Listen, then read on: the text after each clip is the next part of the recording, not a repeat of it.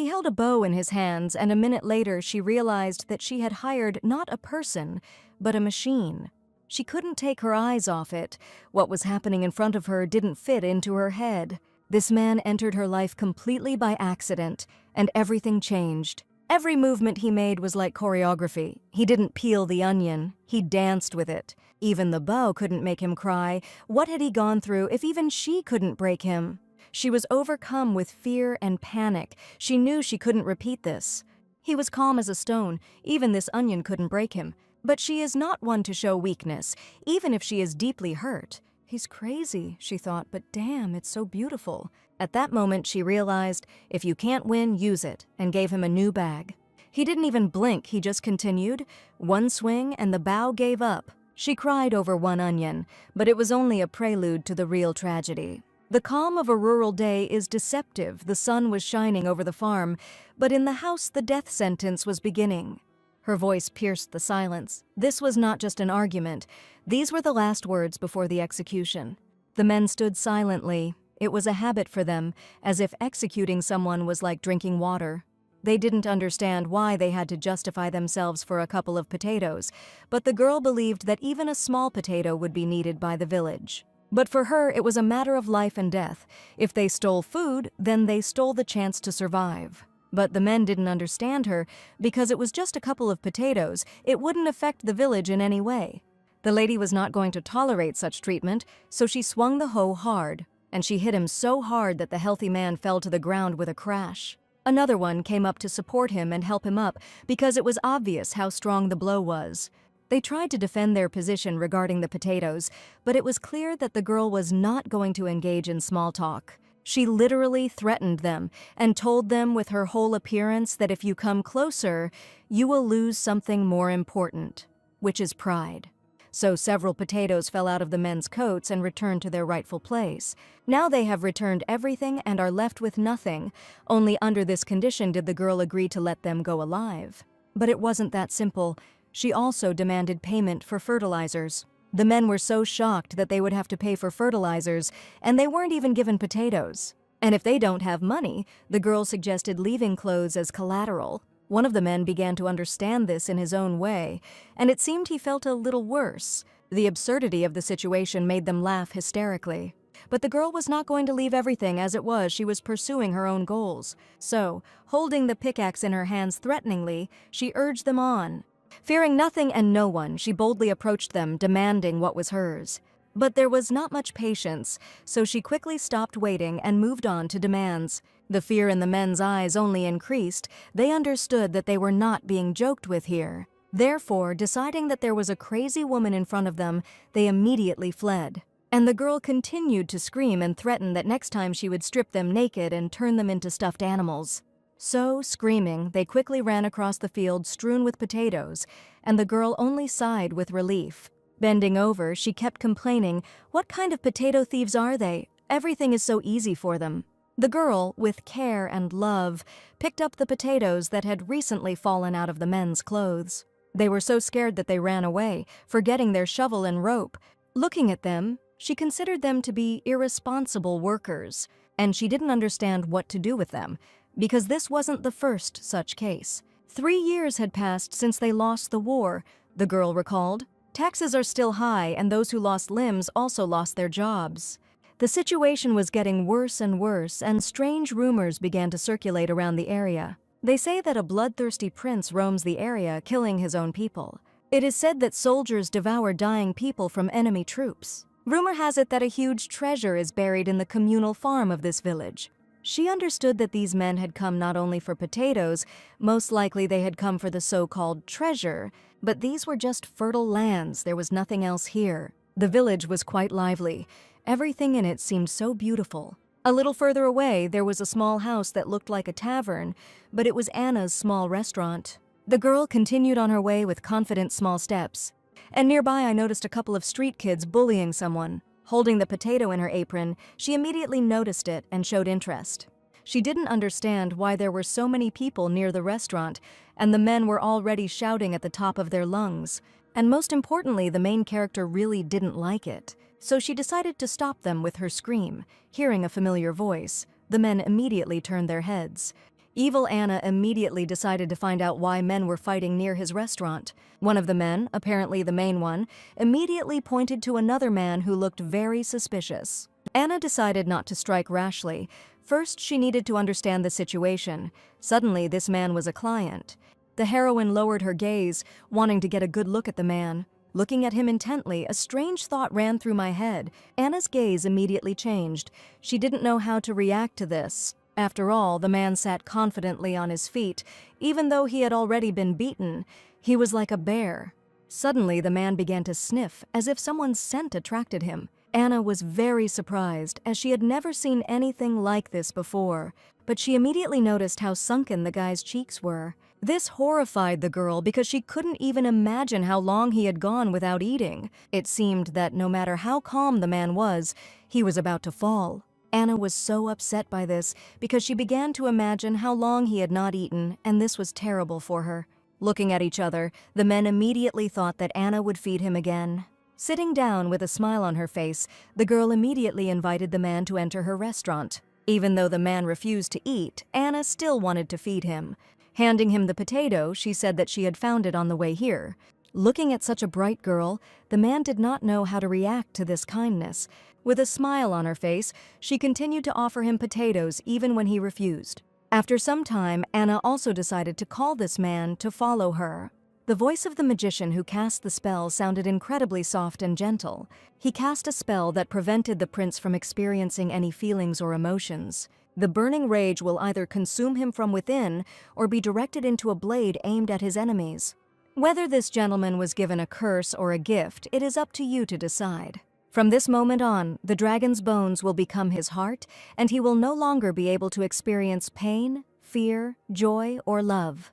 All of this was concentrated inside a man who may or may not have wanted it, but nevertheless, the magician granted it to him with the help of his power, which was given to him by God. After this, the prince will not even be able to cry, let alone experience anything more. Even on the day when the prince takes the body of His Highness from the battlefield and arranges a funeral, not a single tear will fall from his eyes, so prophesied the magician who cast this spell. And when people see a prince who neither cries nor smiles, they will call him a monster. So the prince went for it. He gave up his emotions for the sake of the nation. 6 years have passed since the day he rushed onto the battlefield, and the war ended in defeat. The young men who went to war never returned home, and the country became empty. Even the means of subsistence were taken away for military needs. Everything was in short supply. People had no choice but to live every day in despair. To quell the chaos in the kingdom, Duke Zidon, the younger brother of the late king, ascended to the throne, who was acting as king, so no one was against his coronation. The prince, who lost all senses and did not shed a single tear at the king's funeral, no longer first in line for the throne, but merely a monster consumed by the sword. Thus, the prince of the country led the war and sacrificed everything for it, became nothing more than a trigger, evoking memories of a past conflict. For Duke Seidel, who was busy stabilizing the situation in the country, the prince was a nuisance, and it was decided to temporarily remove him from office so as not to worsen the situation in the country. Unexpectedly, the prince was granted a long and indefinite leave. So, it would seem the man who fought for the freedom of his country was abandoned by everyone. We return to the present time, where the prince has already found himself within Anna's framework. You could see his gaze darting around as the girl insistently asked him to eat the potatoes. She continued to hold out the potato with a smile on her face, asking me to try it, and as soon as the man approached her, she immediately invited him to follow her. Others, looking at how boldly Anna communicated with the huge man, were shocked. They whispered that he was too big for the doorway, so impressive was his size. Anna had already started cooking at this time, so she confidently cut a piece of juicy meat. She also cut the cheese into pieces and put it on the table so that the man could try it too. Her food was the most delicious in the village, and the restaurant was very popular. After some time, she finished cooking and put the man's portion on the table. She also poured him some berry juice, which was loved by the people. While the man was wolfing down his food, she informed him that she had brought some bacon. But one thing made her wary, so Anna began to stare at the man. Looking at him, she kept wondering why he didn't say anything. A little later, Anna understood why the man was not saying anything, because all the plates that were on the table were empty. Looking at this, Anna was shocked by the speed of food absorption. He at least chewed it, the girl wondered. And after all this, the man decided to introduce himself. His name is Bertram. And the girl's name is Anna Burt. She was the manager of the communal farm of this village. Joyfully, she asked if the food was tasty, to which Bertram briefly replied, yes. He also called it good nutrition, which clearly caught the girl off guard. She had a lot of questions and a dissatisfied face. Anna didn't understand what Bertram wanted to say, that she had allegedly fed him well or what. From his inside pocket, the man took out some old piece of paper. Even if you try to see it in more detail, nothing will come of it. The girl was shocked at how dirty the paper was, but Bertram insisted that the piece of paper was legally binding. Anna began to study the dirty paper closely in order to at least understand a little what was written on it. After some time, she realized that it was a bill of exchange, and Bertram explained that at that time there was no more paper, so it was written on anything. At first, Anna didn't understand why Bertram was giving her this piece of paper, but then she noticed something interesting. Her father's name was written there, which is why she jumped up so happily. Bertram wondered if he had found the right place where Hans Burt lived. The girl explained that Bertram was in the right place, but her father had died several years ago. But she was to accept it instead of her father, so she asked what the object was. Bertram fell silent and began to write something on a dirty piece of scrap paper. The thing that was taken from Mr. Burt was lost, so Bertram wanted to personally find out its value and offer something else. The man drew the object on dirty paper so Anna could assume it was an onion. Bertram explained that it was a special thing prepared for agriculture. But he insisted that it was not an onion, so Anna could not even guess what it was. The man began to stare at his dirty paper, not knowing what to do in this situation. And Anna thought to herself that she didn't need it at all, since now she had everything. That's why she decided to immediately tell the man that there was no need to pay anything. She asked not to feel burdened, but Bertram thought that was unacceptable. And standing in front of Anna, with a stony face, he decided to insist on his own. Anna understood that it would not be so easy to convince the man, so she asked him to just eat and leave.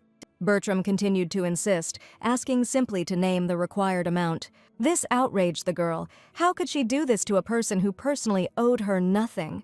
Having drawn the man's attention to herself, she decided to lay it all out as it was. After all, she was very angry and had no intention of negotiating with someone like him. But Bertram was experienced in this matter.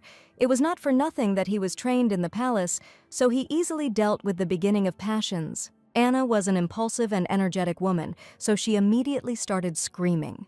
The man understood that this could not continue, but he had to pay the debt. So suddenly, a brilliant idea comes to his mind, and as soon as the man opened his mouth, Anna's patience immediately ran out. It was a confrontation between an imperturbable man and an incredibly emotional woman. Getting up from the table with a bang, she decided to take matters into her own hands. After a couple of seconds, Anna emotionally slapped her palm on the table. She resolutely took a deep breath to scream loudly. Without a second's hesitation, she began to scream, then pay with your body. Although the prince's face is emotionless, his gaze always gives away the person. Although he doubted it at first, on the other hand, the debt would be paid. Everything was fair and just, he thought. Anna Burt, a girl who was very kind and gentle on one side. After the war, there were many wounded soldiers left. Anna never met them. But she personally invited each such person to her restaurant. And with a smile on her face, she offered everyone free food, which was already in short supply. She fed them and gave them work on the farm, and they eventually found a way to return to their hometown when their bodies recovered. Some were even able to settle down thanks to Anna's help. They only did this when they were short of people after the war. But now, there are enough workers in the village, so Anna can no longer shelter anyone in the same way. People didn't understand her and considered her an eccentric because you can't so carefree accept people from the street. And her husband would hate her, claimed her childhood friend, Dito. The men passing by did not understand what was happening, but Dito was once again rehearsing a speech that he would never give to Anna. While he was wondering if he had spoken too quickly about his husband, the other men looked at him with uncomprehending eyes. But he was not distracted. He continued to think about how to build a better dialogue with Anna. And after some time, I decided not to talk about my husband, but just notice this word on someone. So another half hour passed and Dito's palms were already near the restaurant door. While practicing the kiss, he longed to do everything perfectly, because in his head, Anna was already his wife. Another hour passed, and Dito finally decided to burst into the restaurant. At this time, Anna was already calmly clearing away the dishes after the new guest. Standing in the passage, he spoke about what he had heard, because Anna had brought the beggar again. Less than half a day has passed, and Anna has already picked up someone who simply looks pathetic. Bertram didn't react to Dito's words in any way. He sat quietly and finished his soup. And Dito was so scared of this man that he immediately hid behind Anna's skirt, and now he is the hero of the village. He was so scared that he started asking Anna if it was really safe here. Bertram may have looked menacing, but his purpose for coming was quite noble. Anna in the petals of yellow roses, beautiful, kind, and also brave, what a fairy tale woman she is. Making a disgruntled face, Anna asked if Dito had come to earn some extra money. But the man began to make excuses. Hearing this, Anna immediately asked Dito to greet the new restaurant employee. She also asked Bertram to say hello, because she thought he needed to get along with the villagers. This bear didn't hear Anna at all. He was diligently licking the plate. That's what social manners are like. Who would have thought? Anna could not tolerate such an attitude towards herself and decided to force Bertram to say hello by simple force. Dito imagined a dog in his head that Anna could twist and turn as she pleased. But Bertram didn't even resist. And it's difficult when you're led by a woman. Dito was frightened by such an emotionless face. He even leaned back a little. The shaking overtook him, but he still came up to say hello. Hearing Bertram's answers, Dito immediately just sat back, saying that the man had a pleasant voice. Suddenly, Dito remembered something important, so he decided to tell Anna. He had heard Bertram's name many times somewhere, so he began to carefully remember where exactly. But since Bertram kept talking out of turn, Dito was unable to concentrate, which irritated him, also answering with more emotional fervor that Dito is a more common name. Dito also wanted to know what kind of debt this man owed to Mr. Burt. He didn't have any assets to lend anything to. Hearing all this from Dito's lips, Anna couldn't just stand aside, so she hit him hard a couple of times. Anna also began to say that Bertram had a bill of exchange, which already proved the debt. The man began to explain that this was a debt that could not be repaid financially, so he was paying it off with his body. Many would have thought the same as Dito, so it is impossible to blame him for such a reaction. Anna began to justify herself by saying that she was simply allowing Bertram to help her with the housework. For example, peeling onions, she is so proud of it, as if it is incredibly difficult. Dito is once again projecting society's emotions onto himself, a complete lack of understanding though. Why is it onions? Because Bertram does it better than anyone else, Anna noted. She immediately decided to let Dito try the onion soup, which was still hot. Bertram liked him very much, so much so that Dito did not have time to watch the man put the plates on the table. But Dito didn't like onions, so he asked if there was anything else, to which Anna replied, yes, onion sandwich, onion bread, and everything else is also made of onions. Maybe the house is also made of onions. What a nightmare. Dito was clearly unhappy that everything Anna listed was from a bow. She told me how she left Bertram to peel onions and he didn't shed a single tear. What a man. They started arguing about onions, and then Dito blurted out something too much, saying that no one would marry Anna. Only he, one such noble one, could do this, but Anna didn't care about Dito's words. She asked Mr. Bertram not to lick the plate. Taking the plate in her hands, she wanted to put more soup in, but Bertram said that he was already full. The man explained his licking of plates by the fact that dishes are very difficult to wash if they dry dirty, which he is actually wrong about. He also collected all the plates he had used during the meal, wanting to clean up after himself. Dito and Anna stood like pillars of steel from this, that the man they had met was a very strange person. But Bertram was on his way to complete the task he had been told, so after a while he was already standing and wiping the dishes. He did it so carefully that it was impossible to tell how much power he actually had. Anna and Dito continued to watch this man who was interesting to them. They also doubted whether he would break the dishes, because his hands were simply huge. Dito continued to whisper to Anna how strange this man was. He watched Bertram so closely that he noted even the smallest scars on his body, especially the hands, which immediately caught the eye. They were completely covered in scars. He must have been through a lot, that's why he doesn't cry while peeling onions, Dito supposed. And the man also didn't believe that Bertram was a military man. He suspected him of everything. But Anna didn't react to this in any way, realizing that everyone has their own skeletons in the closet. She just watched the man closely, wanting to give him something new. In her eyes, he looked so calm, but at the same time so unhappy.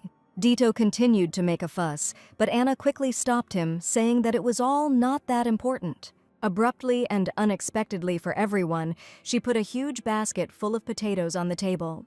Anna asked if Dito knew how to peel potatoes with a spoon. Dito didn't want to do this at all, because there were workers for this, but Anna insisted on her own.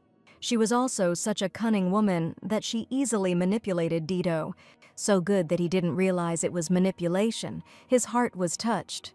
And while Dito obediently peeled the potatoes, Anna went to check how Bertram had coped with washing the dishes. As soon as he answered positively, she handed him a mop and a bucket. The only restaurant that stood on the outskirts of this village was Anna's restaurant, and although it has no sign, it is large enough to serve an entire battalion. In fact, until 3 years ago, when the war escalated, the soldiers turned the restaurant into a canteen. All this reminder of the war, the spacious room was compensation that Anna received from the government after the end of the war. At that time, she did not yet know what would happen in the future, but she was already trying to somehow transform this place. At that time, an old woman came to her and turned to Anna.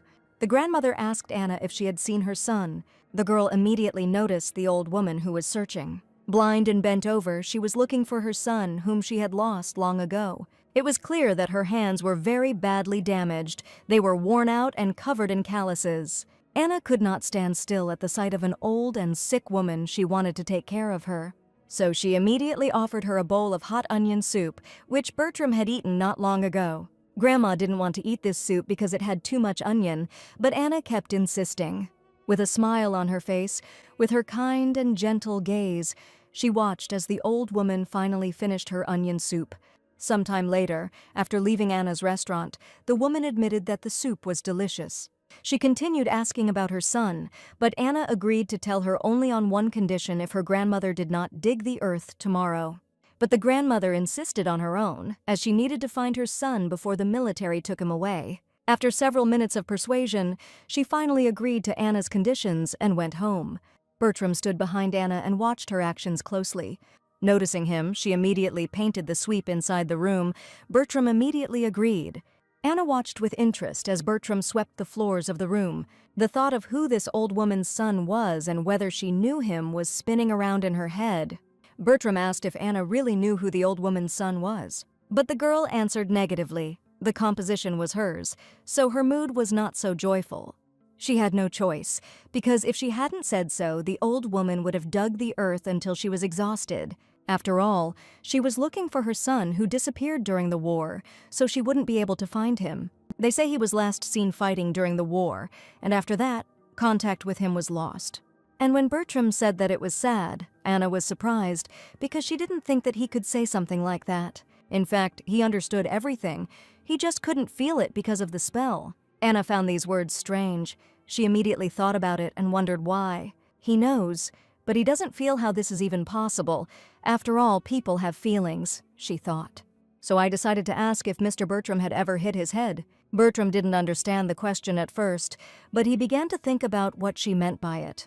And then, lowering his head, he said that he fought a lot and received many wounds, and maybe his head was hit. This was clear to Anna. She realized why the man never smiled. These words awakened something in him. His gaze changed. Did he really remember something? And then his piercing gaze turned to the side. He began to behave strangely. Anna noticed Bertram's reaction, so she immediately apologized for what she said. She also talked about how there were many people in their village who suffered during the war. Some people say that after a head injury, even when they feel sad, they smile. People who are physically healthy but cannot speak due to some kind of shock. Looking away, she spoke of what she thought of Mr. Bertram. But then, unexpectedly, Bertram asked if Anna had been wounded in the war. With a smile on her face, she told how she was hit on the head when she resisted the draft. It was clear that her nose was damaged. The blow was strong, which is why there was a scar. After her nose was broken, she felt almost nothing. Maybe that's why, even though she cooks the same way, the taste is not as good. She laughed because she admitted it, because she was the owner of a restaurant. But Bertram said that he couldn't even taste it, which surprised Anna greatly. He couldn't feel anything, so he always answered honestly, even if it upset people. Bertram believed that his utmost honesty should not offend Anna, but he still decided to apologize since he could have accidentally hurt the girl. Anna immediately noticed how different Bertram was from the people of this village. She had seen many other people who had gone through the war, but there had never been anyone like him in her restaurant. So Anna started asking herself a lot of questions, and an idea came to her mind. Could Bertram be a fallen nobleman due to the war? His whole manner and way of speaking suggested it. So she began to look at him suspiciously, thinking and turning this thought over in her head because there was some nobility in his words. While Anna was thinking in her thoughts, a woman was approaching her restaurant. Her steps were rough and heavy. She walked boldly into the restaurant as if it were her own home. And upon entering the restaurant, she immediately started screaming.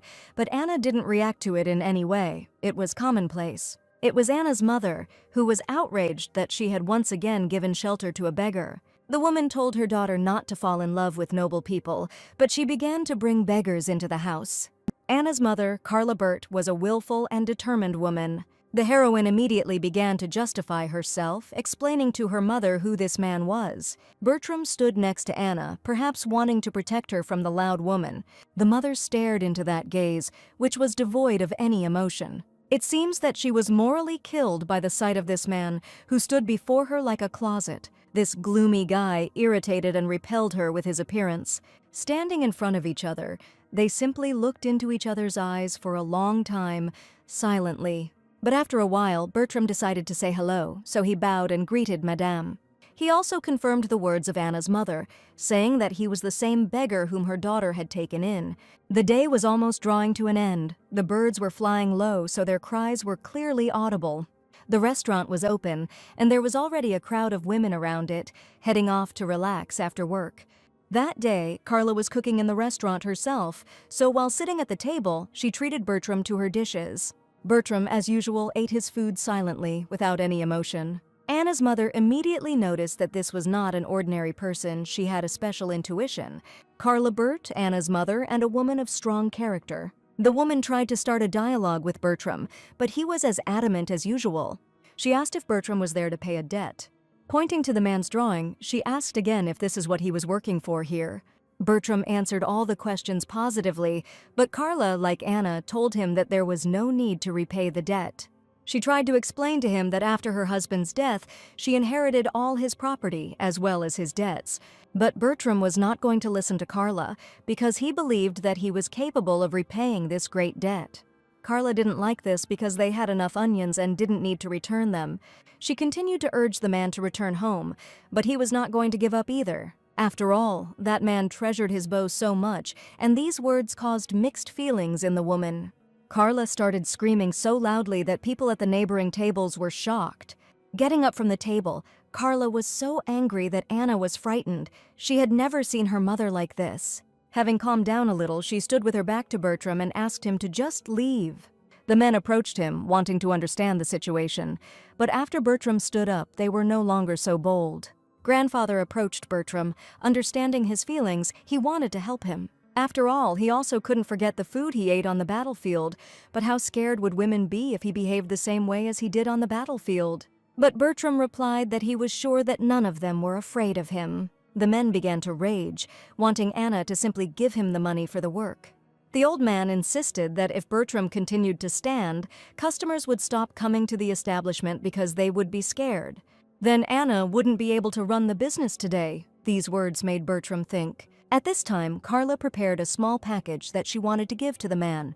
Taking his hand, she informed him that she had put in enough to pay for one day's work. It was giving her a headache, and she didn't want it to continue any longer.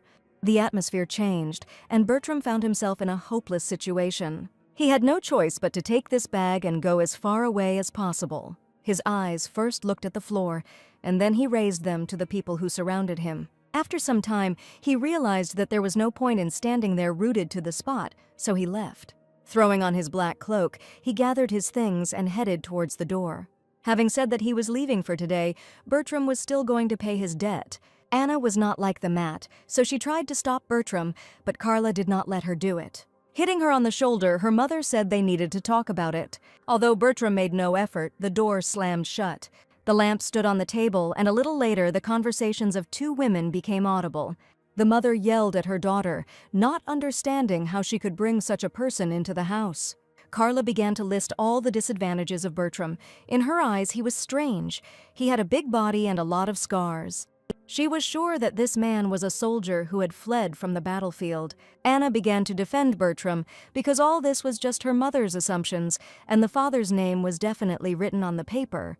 The girl began to notice how her mother shook when the war was mentioned. The war took everything from her, even her husband, and she didn't understand who could compensate her for the damage. After the war, she was ashamed to pretend to be happy when she received this spacious restaurant. War was madness, and Carla thought they should forget about it. No one would give her anything if they won.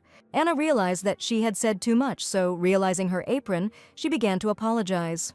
The mother also apologized to Anna, but also asked her to stop talking about the war. Having calmed down with a smile on her face, she nevertheless decided to give her blessing. Anna was very surprised that Carla allowed Bertram to stay. Carla also asked Anna not to go on dates with Bertram. She had a bad feeling about it. The girl did not understand what her mother was talking about, since she had never even thought of anything like that, but she still took it quite positively, laughing after these words. It was so funny to Anna that her laughter echoed throughout the entire area. Anna asked how her mother saw her, to which Carla replied, "A girl who brings a dangerous man into the house." But Anna explained that all she felt when she saw this man for the first time was pity. Mother already knew that the worst thing is when everything starts with a feeling of pity. She understood that if I feed you once, it turns into, "I can't live without you." Carla felt everything and asked her daughter not to regret her actions later. The heroine decided not to respond to these words. She simply smiled at her mother. So the evening came to an end and a dark and quiet night set in. Bertram opened the bag and saw a small amount of money in it. He decided not to spend them because he thought it would be better to save them and then give them to Anna. Bertram had no intention of leaving, as he believed that he had to repay the debt no matter what. Having walked a little away from the village, he still looked in its direction. He remembered the magician saying that he couldn't remove the curse, but he could ease his pain. All the debts had to be paid off, and then Bertram would understand what was happening to him. It was for this reason that Bertram could not leave things as they were. Since it would all end when he paid off his debt to Hans Bert, this was the last person on his list. Therefore, he cannot go anywhere. He needs to complete his task. Suddenly, someone responded to Bertram, so he turned his head to the side. The men asked him if he remembered them, to which Bertram replied in the affirmative. They were the ones who threatened him in front of the restaurant at the very beginning of his arrival. The crowd of men became agitated and began to justify their actions by saying that they were very afraid of strangers. But the short and laconic answer made them even more wary, as if they were talking not to a person, but to a robot. They overheard a conversation in a restaurant, so they asked why Bertram was still in the village. Bertram decided to share his plans and said that he planned to talk to Carla as soon as the sun rose. The men remarked on how stubborn Bertram was, but they did not say so out loud. And also, after some time, Bertram announced that he was going to go hunting. The crowd of men did not understand who Bertram was going to catch at night, and there was no game in these circles. But Bertram had not caught game, but livestock, which he asked to borrow. The men were shocked by such a request they couldn't even think of such a thing. They began to whisper, as they realized that they had to at least trick him into leaving. They finally decided to trick Bertram into leaving the village. Pushing his back, they tried to push him as far away as possible. But no matter how much force they applied, they could not move it from its place. Looking at them with his soulless gaze, Bertram realized that it would be better to refrain from hunting today. The men were so happy that their eyes immediately sparkled, and Bertram also decided to agree to their condition. They wouldn't have had the strength to do anything to him anyway. They were so weak. Deciding to bribe Bertram with cookies, the man asked him to keep quiet. Taking the biscuit, Bertram listened attentively as he was advised to try the mushrooms. So the men sent the stranger away, thinking that they were the heroes of the entire village. Watching Bertram leave, they were able to breathe a sigh of relief and head home in peace. They didn't even know how safe it was to eat those mushrooms. They hadn't even tried them themselves. Most likely, Bertram would laugh and cry for several hours and then fall asleep, or so the men thought. Saying goodbye to each other, each of them went to their own house. Not like they all live in one. Bertram, go eat mushrooms. A man who feels no emotion. A whole pot of onion soup. Now they will have it for breakfast, lunch, and dinner. Carla figured that she and Anna could eat it in about 3 days. The women began to argue among themselves, as Anna was not going to die from the smell of onions. The mother did not agree with her daughter, which made Anna's cheeks puff out. Taking matters into her own hands, the girl decided to serve the soup in portions. In this way, she delivered food to all the people who lived in the village. As she checked her pot, she wondered how much of that onion soup was still left, despite the fact that she fed it to everyone she could find and see. As she walked around the village, she noticed a small light on the hill. She immediately became interested in who had lit a fire in the mountains at such an hour. It was a group of robbers, or maybe someone she knew so well. Lighting a fire under the kettle, Bertram waited for his dinner, eager to eat. He collected everything he saw, as well as the very mushrooms that the men recommended. Suddenly, he noticed someone approaching him, but he didn't worry about it. Anna was very surprised when she saw Bertram sitting on the cold ground. But still, she was glad, because her guess was confirmed. With his rough voice, Bertram greeted the girl who had just caught up with him. She was amazed that Bertram could cook, but he thought he was making the ingredients safe to eat. Anna didn't think that the man was capable of such a thing, but he again began to say that he would do everything to repay the debt. Realizing that the man would continue like this, Anna asked if Bertram could help her with the onion soup. Bertram immediately took matters into his own hands, wanting to help the girl with the soup. And then he added potatoes and mushrooms that he found in the forest to this onion soup. The mushrooms were purple in color, reminiscent of fly agaric, very interesting. A couple of minutes later, the pot was already boiling, the soup was ready, and it looked quite appetizing. As Anna asked, he corrected everything. Apparently, they misunderstood each other. And after a few seconds, they realized that this was not at all what the girl had asked for. The situation was a bit strange, but Bertram understood it anyway, so he started eating. He also said that he wouldn't be offended if Anna refused his dish. Looking at him, the girl did not understand how her father could get involved with such a person. After all, this man doesn't look like someone who would easily get into debt. Noticing that Bertram was already eating his second plate, Anna became interested. But she immediately noticed how full Bertram was, so she took the plate away. She thought that a person who does not waste food is a good person. After all, you shouldn't put pressure on your stomach with food, so she decided to help it. And in one gulp, she drank everything that was on the plate without delay.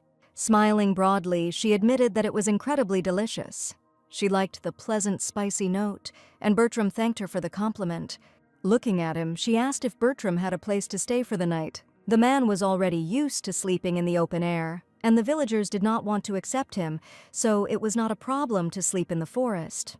He also spoke about an abandoned building that was located in the mountains. Anna immediately understood what building he was talking about. Her cheeks were already red, and she was about to go on, which is what Bertram asked about. Suddenly, without even noticing it, she began to cry, tears streaming down her cheeks. And Bertram was very surprised, because he did not expect that he could bring a woman to tears. Anna began to behave strangely, bent over, grabbed her stomach and put her hand to her mouth. Suddenly, a quiet laugh was heard, but it was so strange. And then she started laughing out loud. It was so unexpected that Bertram, who had not experienced emotion before, was able to experience something out of surprise. She laughed and wondered what Bertram had added to the soup. It was so funny to her. He looked back at the soup and thought that maybe one of the ingredients had affected her like that. On his bag were those very mushrooms that were very suspicious, but Bertram did not even think about it then. Grabbing her by the shoulders, he once again asked for forgiveness. Taking his cloak, he wanted to cover her immediately in order to somehow calm her down. But it was useless. The girl laughed so hard that tears rolled down her cheeks. She looked in surprise at Bertram, who was trying to help her in some way. Putting his forehead to hers, he again continued to ask for forgiveness for this incident. And then he took her in his hand and threw her over his shoulder, wanting to take care of her in this state. Continuing to laugh, she tried to say that everything was fine. Bertram asked her not to worry, because even if she vomited, he would be able to cope with it, since he knew how to wash. This irritated Anna, because in her head she understood that everything was not okay. With Anna on his shoulder, Bertram quickly ran to the restaurant to help the girl recover from eating the mushrooms. Anna and hallucinogenic mushrooms, the name of which is still unknown, but the effect is obvious. It was deep night, so the streets were silent, and only Anna dispelled it. The men gathered because Dito was worried about Anna, who should have returned home long ago. But they already remembered how Anna had once personally killed a wolf. She was a very brave woman. She was not afraid of anything and went straight ahead. Dito tried to prove to the men that he wasn't worried about the wolves, and about the man who came to Anna to pay off his debt. But the men doubted that this Bertram would do anything to Anna, since on the contrary, he came to help her. The village men knew the area well, so they understood that there was nothing to be afraid of here. Dito was talking loudly, so one of the men covered his mouth. Not far from them, a lone wolf roamed. Such were extremely dangerous. Since he separated from the pack and had nothing to lose, one of the men asked Dito to call the others, since they themselves would not be able to cope with the wolf. Suddenly they noticed something strange, so they began to look closely. Loud and quick steps, as if they were chasing a wolf. They were not afraid of anything. The wolf did not notice them at once, since at first he did not understand what it was. His instincts seemed to have become dulled. But he still noticed Bircher, who was boldly heading in his direction. And he wasn't just heading, he was literally rushing, not noticing anything around him. Apparently, the wolf saw this for the first time, so he was very shocked. Anna, who had been on Bertram's shoulder all this time, was no longer able to think clearly. Bertram was in such a hurry that he simply ran past and stepped on a wolf that was in his path. The man continued on his way, and the wolf, who was not in the best place, was left lying on the road. The villagers who watched this were unable to react to it in any way because they were in shock, but they noticed Anna on his shoulder, who was clearly very ill. Dito immediately began to panic, shouting that this was a kidnapping. He couldn't calm down, so he continued shouting, rousing the villagers. These screams brought the villagers, who were already in bed, to their feet immediately. As they left home, they began to figure out what was going on and why there were such screams in the middle of the night. Bertram had already reached Anna's house, so he started knocking on the front door. Carla opened the door in just her nightgown, covering herself with a scarf, as she was already going to bed. Holding Anna in his arms, who was blowing rainbows out of her mouth, Bertram carried her home. Everything settled down, morning came, light came through the windows, straight into the room. Anna barely opened her eyes and rose to sit on the bed. Her look was not the same as yesterday, cheerful and lively. It seems it was better with mushrooms. She immediately looked around the room and realized that she was at home. Someone was already preparing breakfast. They were crushing something in a stone container. Hearing this sound, Anna decided to go down and see what was happening on the first floor. When she went downstairs, she noticed Bertram standing at the kitchen table. Bertram looked at Anna and said good morning briefly. The girl did not expect such a turn of events, since she did not even remember what happened yesterday. She turned her gaze to her mother, who had just come out of the kitchen. Anna approached her mother and asked why Bertram was still there. Carla explained that it was all because Anna had thrown up on his coat the night before. The cloak had been washed and was hanging on a line, but it was so heavy that it was clear how long it would take to dry. The mother went about her business, sending her daughter to wash up and also to prepare the dining room. Anna looked back and looked again at Bertram, who was busy with Carla's errand. Noticing her gaze, the man decided to wave his hand at her as a sign of greeting. Anna, although she felt a little uncomfortable, nevertheless reciprocated. And then, when the man raised his thumb up, she was very surprised. But she also decided not to lag behind him and raised her thumb up. Women's voices came from Taylor's tailor shop. The woman who worked there immediately appreciated Bertram's shirt. It looked like the kind they made for rich people. Upon learning this, Carla decided that she needed to deal with this guy quickly before any problems arose. She couldn't stand these rich guys who gave hope to village girls. But the woman working in Taylor's workshop was confident that her son Dito would be able to win Anna's love. Because of what they said about Anna, her ears started to itch. There is such a sign. She tried not to be distracted by such trifles and continued to do her work. The only thing that irritated her was that Bertram kept sticking his hands, which he had just used to peel onions, everywhere. But all he did was try to help Anna prepare the dish, or rather improve it. Bertram also explained that during wartime it was difficult to maintain any kind of dialogue, so it became a habit. He also said that he is not a deserter. He went through the entire war. He has no family, since he lost everyone. Anna didn't know what to answer to this, because she knew she shouldn't have asked Bertram about such a thing. Suddenly, she heard someone asking if the restaurant was open. Anna's face immediately changed, and she happily answered yes. The girl asked what the client wanted, and it turned out he wanted a regular lunch. The man also asked what Anna was doing with that stranger at night. These were uncomfortable questions for her, which she did not want to answer, so she was very angry. But the man thought Bertram was quite handsome, so it would not be surprising if Anna liked him. Hearing this, the girl turned around to look at Bertram again. He was indeed quite attractive. His slender and strong body left no one indifferent. The girl noted with embarrassment that he was so tall that she could not properly see his face. The man advised her that when it came to marriage, she should choose a reliable person, for example, Dido. In his opinion, attractive appearance is important only in youth, and in adulthood, someone from the family is best suited. These words upset the girl, because she was worried about talk about marriage. She wondered how much longer they would try to marry her off to the unbearable Dito when suddenly her mother flew into the room. Soon Anna was already walking down the street when something caught her attention.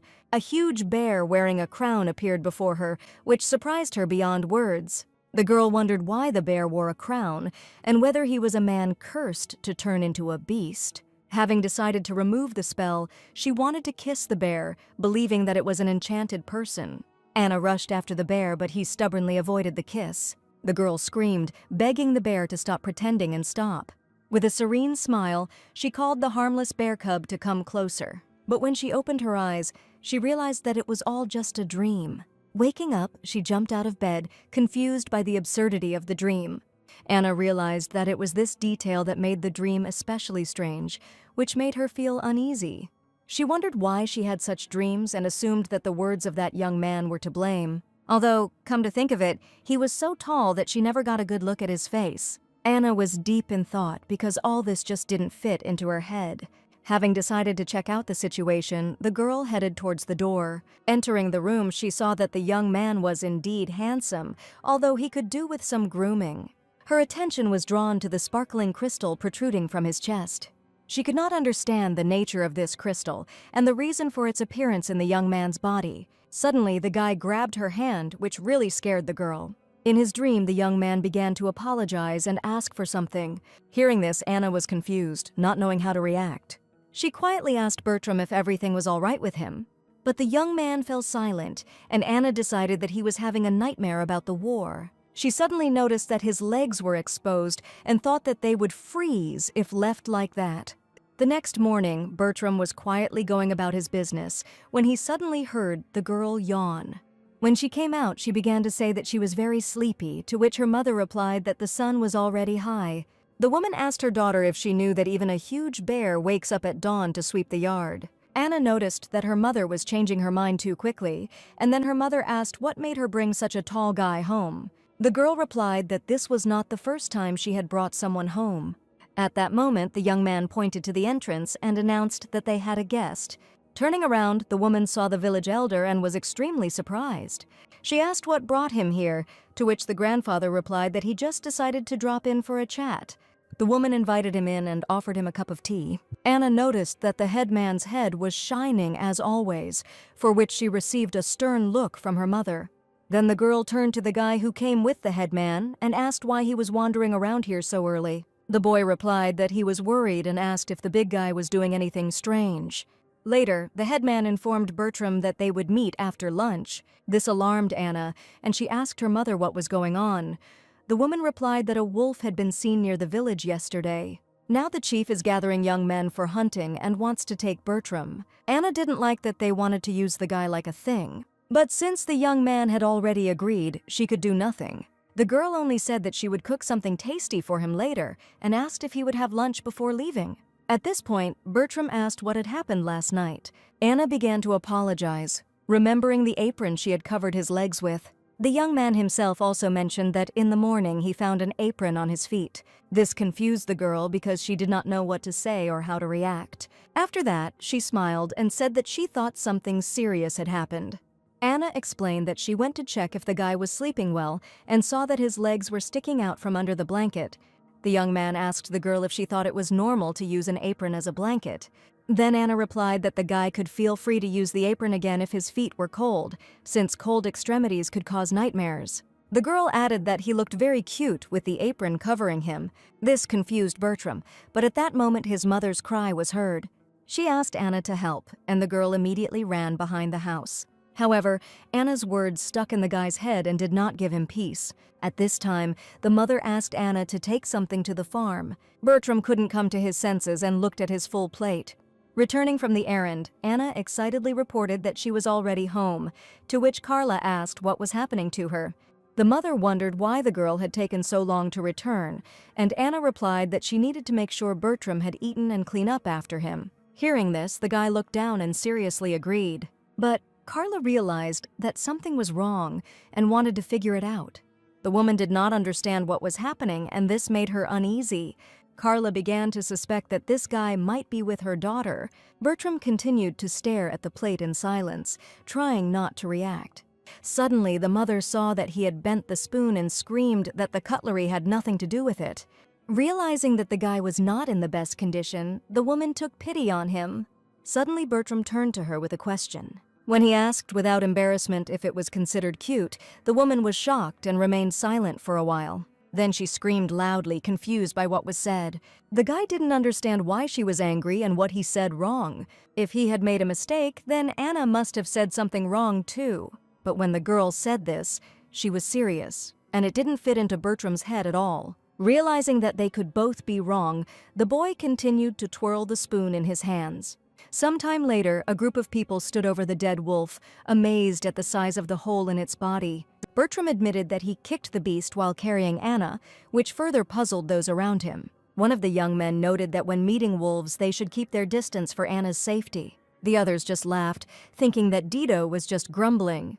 In response, Bertram reported that Anna had been poisoned by a poisonous mushroom and was showing symptoms. He also added that he spent 6 years in war zones, so I knew exactly what was most important in an emergency.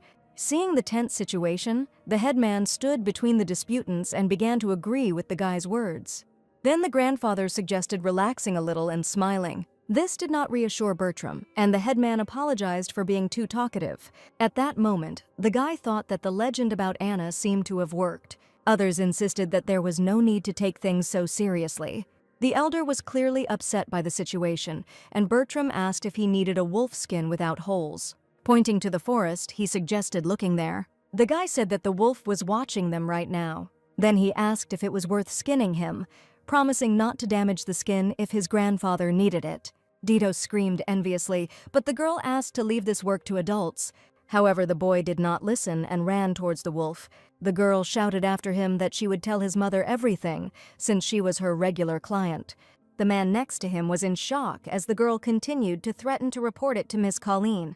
Dito didn't stop, and then the man shouted for him to come back. Once he was close to the wolf, the boy noticed something strange on his front paw. There was human hair on it, which really scared the child. Dito froze in place, unable to move from fear. Bertram instantly grabbed the wolf by the tail and began to attack him. After some time, Dito woke up and could not comprehend what was happening around him. Opening his eyes, the guy saw Anna and wondered why she was standing nearby. Bertram brought him back to his senses and informed him that the boy was still alive.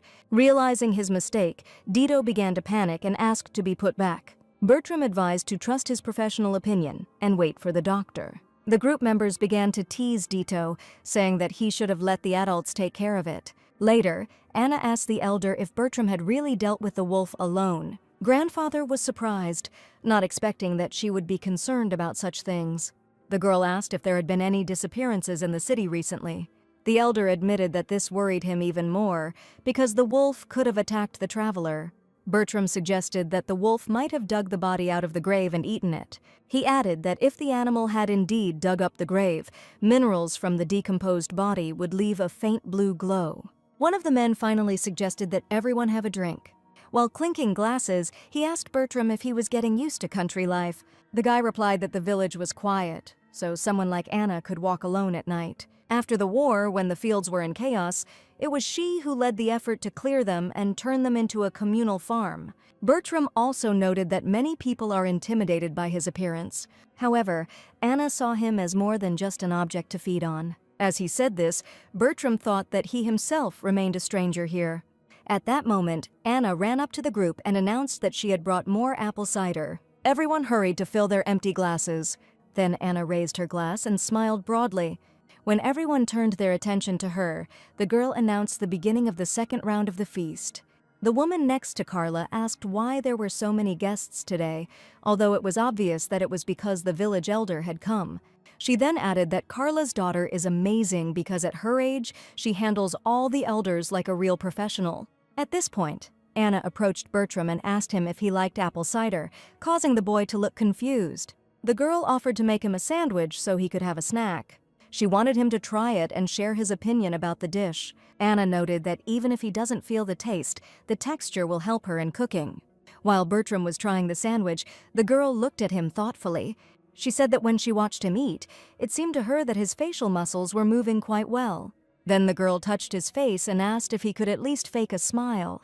Bertram replied that he would try, and those around them were already looking at them mockingly. When the guy smiled and asked if they liked her, people were horrified. Anna apologized and asked him to just finish his sandwich. Suddenly, Dito fell in front of her, and the girl looked at him in shock. Everyone started asking what happened to the guy and why he suddenly hit his head on the table. Dito asked Anna if she was serious about allowing him to sleep here again today. Everyone started to reproach the guy for such words, and Dito replied that the very thought that she was living under the same roof with some strange person upset him. After a while, everyone began to disperse, saying goodbye and wishing each other good night. The headman reminded the boys not to forget to come to work in uniform tomorrow. Dito still didn't leave, and Anna said that he shouldn't be offended by her scolding. By the time she tried to persuade him to leave, Bertram was already tired of this little boy. He eventually turned to Dito and told him that there was nothing wrong with him being afraid to walk home alone. Then he offered the guy to walk him home and assured him that he would do it with pleasure. Then Dito got scared and shouted that he was already leaving, after which he hurried to the exit. When he left, Bertram asked Anna if there was a place to stay overnight on the farm. The girl looked at him in bewilderment and said that everything was fine and he could stay in the house. Then Bertram only remarked that Dito seemed to be in love with Anna. The girl asked him again, puzzled. Anna began to say that this was absolutely not true, and her mother sighed sadly. The girl told Bertram that Dito was constantly teasing her, saying that she needed another 10 years before she was of marriageable age. The guy replied that even if he is stingy with emotions, he can determine how people look at him. After which he added that Dito was definitely jealous of the girl towards him. Anna immediately thought that if Dito heard this, he would immediately lose his temper. Bertram, hearing this, said that this was precisely why he wanted to spend the night on the farm, and then began talking about the apron. He asked Anna if he could borrow it to cover his legs at night. The girl looked at the guy in bewilderment, not understanding what he was talking about. Suddenly, Anna realized which apron they were talking about and smiled happily. She told Bertram that she wasn't using it anyway, so he could keep it. After that, the girl asked if the guy needed anything else. At this point, Carla got tired of watching them not say goodbye and got angry when she thought the guy was looking at her daughter strangely. Her gaze changed abruptly and she glared at him. She remembered Bertram telling her to check the wolf's front paws, and also that if he dug up the grave, then they will be different, namely, that they would glow blue, which is what actually happened. People in small villages usually do not trust strangers. This is why, if a wanderer proves his competence and wins their trust, they are sometimes allowed to settle. Remembering these words, Anna's mother immediately thought about what would happen if the village elder liked this guy. Turning to Anna, the woman said that she should cover herself with a blanket when she sleeps.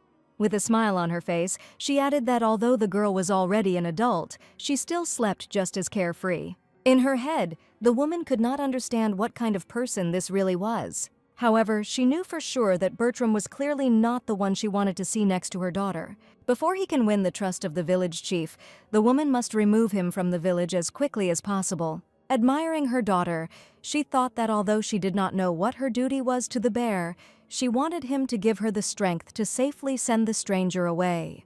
In the morning, when Anna opened her eyes, she did not immediately come to her senses. When she got up, she realized that the previous night had been very hard, so she had slept for a long time. Quickly getting ready, the girl said that the restaurant had most likely been open for a long time already, and she could not understand why her mother had not woken her up. Entering the restaurant, she saw the guy thanking her for taking him in on such short notice. The headman thanked him for his work, and although he could not give him money, offered to give him a ride to the nearest town. At that moment, Anna shouted for them to wait a minute. She was shocked that the guy was leaving without even saying goodbye to her. Bertram just stood there and didn't know what to say, so he kept silent. When her mother started to say something, Anna asked not to change the subject and asked why he was leaving now. Then the woman replied that they had decided that the work would be paid for with the money from the wolf they had caught yesterday. She also clarified that Bertram agreed with this, and the girl was at a loss for words. Then the elder began to say that today he would sell the skin of the wolf, who decided to take this young man with him to the city. He decided to show him a normal city restaurant as soon as he got the money for the skin. Grandpa also said that, frankly speaking, their apple wine is so sweet that it can't compare to the city beer. At this moment, Bertram said to his grandfather with an evil look that this restaurant was also very good. Then the headman said that it was just a joke between acquaintances, and the guy replied that the closer the relationship, the less one should be reckless. Then the man frowned and said that he would go and prepare the carriage, so he needed to get ready to leave. At that moment, Anna shouted that she wanted to go too, and her grandfather asked if she had anything she could sell in town. Then she said that she had some perfectly aged sausages, and she was going to sell them. Grandfather didn't mind, because he enjoyed traveling in company, but her mother was unhappy. Despite this, the woman allowed her daughter to go with them. Then she waved goodbye to her mother and said that she would be back soon. When the girl got into the carriage, she said that she would sell the sausages at a good price, and Carla waved back. The woman thought her daughter was very stubborn, and although she was uneasy, she let her go. Carla understood perfectly well that Anna had to return without any problems. As they drove, Bertram said that the carriage did not look much like a city carriage, and Anna thought that she had simply expected too much from a country carriage. After that, he immediately apologized, and the headman replied that if he was sorry, then he needed to take care of the children. They decided to help each other until they parted, which greatly surprised one of the girls. She couldn't believe that the guy was actually leaving, and it shocked her. Bertram couldn't say a word and simply remained silent. After he collected his thoughts, he said that he only found out about it this morning.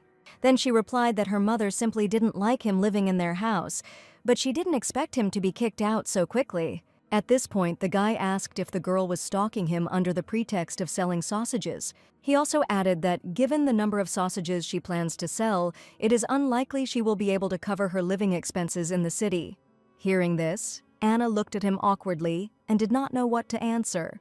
Afterwards, she asked Bertram if he thought they had not paid their debts. Then the guy replied that in this regard, Carla's words were true. After that, he said that the woman told him that the creditor did not demand repayment of the debt. Then Bertram asked again why Anna was pursuing him since he was not interested. After some time, they arrived in the city. Lara started to say that she had never seen city walls before, and Anna replied that she would get used to them when she saw them a few more times. There were armed men at the entrance, and the girl lied a little that she wasn't afraid of them. After that, she decided to ask the guy if he was used to such armed guards. Bertram then replied that the guards' level of armament was low, and the city walls were hastily built. Hearing this, the grandfather said that if the girl was going to continue listening to this young man's chatter, then she should at least shut his mouth. At this point, the guard noticed that the man with them looked suspicious. Grandfather began to object, saying that this young man might be a little slow, but he was really not bad. Then the guard reported that a stranger had recently arrived, was looking for creditors, and had turned the whole city upside down. The elder objected that he was not really a bad person. Then the headman asked Lara if she had anything to sell, and the girl replied that she had personally collected these unprocessed stones. Hearing this, the grandfather told Bertram to go with the children, and the boy agreed. He told him to just keep an eye out for any suspicious people, because there are always bad guys in the city. He was told to pretend to be Anna's older brother and look after her. When they arrived, they quickly settled in and began selling sausages. The man, looking at the goods, told Anna that he would give a good price. Then Bertram looked angrily at the man, which frightened him greatly. At that moment, he immediately stated that the guy eats only lean meat and plays sports. Bertram replied that he would take this into consideration, when suddenly Lara told Anna that she would drop into the pawn shop for a minute. This surprised the girl very much, and she ran after her. However, Anna quickly realized that she would not catch up with her and began to get angry, although she understood that the girl was worried because the uncut stones were not selling well. Anna was worried that if this was a pawn shop next to a butcher's shop, then it must be the only one in the area. The girl then decided to go and find Lara, asking Bertram to wait for her here. And a moment later, she was already walking along the creaky floor. Anna was unnerved by the terrible smell that hung in the room as she climbed the stairs. Suddenly, getting up, she saw men who were mockingly saying that the sisters had run away together. Seeing them, Anna was confused and didn't know what to do. Suddenly, she heard Lara's voice coming from the locked door. At this point, the man began to tell Anna not to worry because men like him were used to girls like her. So she didn't have to worry because the master would introduce her to another job. The man also began to say that if she worked, she would be able to earn a lot of money. At this point, Anna became completely angry and kicked the man with her foot, ordering them to disappear. The blow hit the guy in the most tender places, so his stone face immediately cracked. The other men gathered around him to give him some support. And Anna had already headed to the barn to save the girl who had been kidnapped by these guys. Lara screamed and cried. She couldn't remain calm in such a situation. She was scared. The heroine untied the ropes with which Lara was tied and asked her not to cry. Hearing extraneous sounds, she turned her head and realized that she needed to hurry. These bandits have already blocked the exit, telling the girls that now they have nowhere to go. And they also promised that they would only find work in the worst possible place. Anna started talking about her little brother waiting for her outside, but the boys didn't want to believe it. They began to get tense with the girl's words, as she promised that her younger brother would call the guards if she did not come out soon. Anna described him as a black-haired, blue-eyed man, taller than her. One of them was very worried, so he sent the other one to check. The man immediately went to check the veracity of the girl's words. He already imagined in his head the image of Anna's younger brother, but when he encountered reality, his ideas were brutally shattered. He literally stood still, unable to utter a word. He didn't have enough imagination for that. And Bertram had already lowered his gaze down at this pathetic little man. The man immediately apologized because he had been staring at Bertram for too long. He also asked if this huge man was looking for his sister, and when Bertram heard who the man was describing, he understood everything, his eyes filled with rage. The man standing in front of him didn't understand why Bertram's expression had changed, so he asked what had happened. From one of the upper windows, a loud scream was heard, such that it was difficult not to notice it. The robbers did not wait for their accomplice and began to attack Anna with a knife. But she was no pushover, so she responded to her offender with a hard blow to the face. The observer suggested lowering the dagger since the accomplice was missing all the blows from the girl. He suggested calming down and just tying her up, since they would have problems if the goods were damaged. When Anna screamed and called for Bertram, no one believed her, since the story with her older brother never came true. They also believed that their younger brother, even if he existed, was taken care of by their boys. But the door suddenly opened, so the men turned their attention to her. One of their confidants flew out of it and flew straight at them like a bullet. The man was so badly injured that there was no living place on him. He was beaten so badly. They approached the man, checking his pulse, not understanding who could have done such a thing. A huge leg appeared in the opening, obviously a man's. Apparently it was Anna's so-called younger brother. Bertram, without hesitation, calmly entered the room in which Anna and the girl were. Noticing him, the heroine immediately ran up, and the men had already begun to think that the girl's words were true. Bertram didn't know the situation very well, but he decided to take control of it first. The most aggressive one quickly flared up, but the second one asked not to rush things. After all, Bertram didn't look like a normal opponent, so it was necessary to assess the situation sensibly, but the aggressive guy didn't care about that. Before he could even get close to Bertrand, he immediately received a punch in the face. The blow was so strong that his face was literally crumpled. After some time, screams begging for mercy began to be heard from the two-story house. So all three were beaten, punished for their misdeed, so to speak. Lara was impressed by the man's strength, because he alone dealt with three. Eventually, Lara admitted that she had never been able to sell a single gem, so Anna decided to join the meal. The soldier approached the heroes, asking for help in the investigation. The main character was not particularly happy about this. So the day was almost over, the sunset was already drawing to an end, and the dark night was approaching. When the guests arrived at the hotel, they wanted 4 rooms and food. Now they were quite humble. With a sigh of relief, the woman's hand pushed the door forward and closed it. They didn't really do anything, but the interrogation ended only at night. Anna was outraged by the uselessness of the guards. The elder was outraged that Anna beat these criminals so badly. But in any case, the old man thanked Bertram, who helped sort out this situation. He also decided to inquire when Bertram was planning to return to his hometown. The man admitted that he was going to stay here for some time. And Anna at this time was interested in why Lara called her sister, because they were not that close. But apparently, this situation brought them closer together, and they could no longer tear themselves away from each other. The old man continued his interrogation, wanting to know where Bertram was from, because if it was very far away, he could take it as early as possible. When the elder heard that Bertram was from Schlesien, he somehow reacted negatively to it in his own thoughts. Schlesien, the capital of this country, and most of its inhabitants are descendants of high-ranking nobles or war heroes. The old man expected that Bertram might be a nobleman, but perhaps things could turn out much worse. He also asked if the man had enough money to go back, to which Bertram replied in the negative, so he asked for a loan. Grandfather had already realized that Bertram was going to return to the village again after staying at home, under the pretext of duty. Hearing this, Lara pointed to the board, on which was a very tempting offer. Challenge Boarfeast, the first one to reach the goal while avoiding the boars, will receive 5 gold and the fattest boar.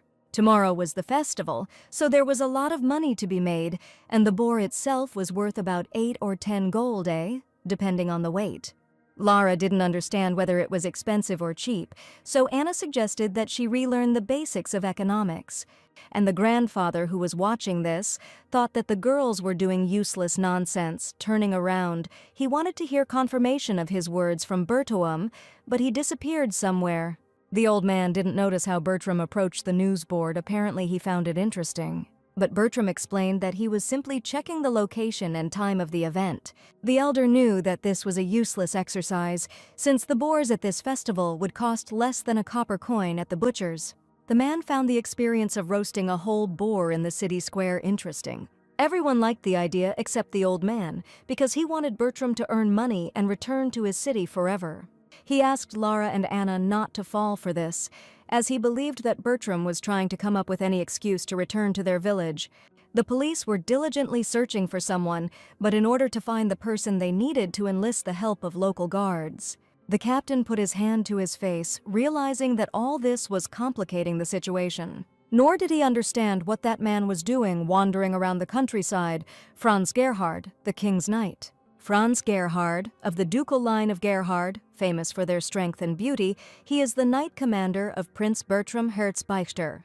The night was quiet, so one could hear Franz complaining about having to search for Bertram in the villages. One of his assistants asked him to calm down and not to call this small town a village. Franz also thought that no one would hear him, but he himself overheard the dialogue of the guards who were nearby. From the description of the guards, Franz was able to guess that they were most likely talking about Bertram. They also said that the healthy man was wandering around the area to pay off a debt. Bertram did indeed travel to pay off debts to those he owed during the war. He wondered how much such books could cost in such a small village. But at that moment, the son of the bookstore owner and his wife got greedy, thereby deceiving Bertram.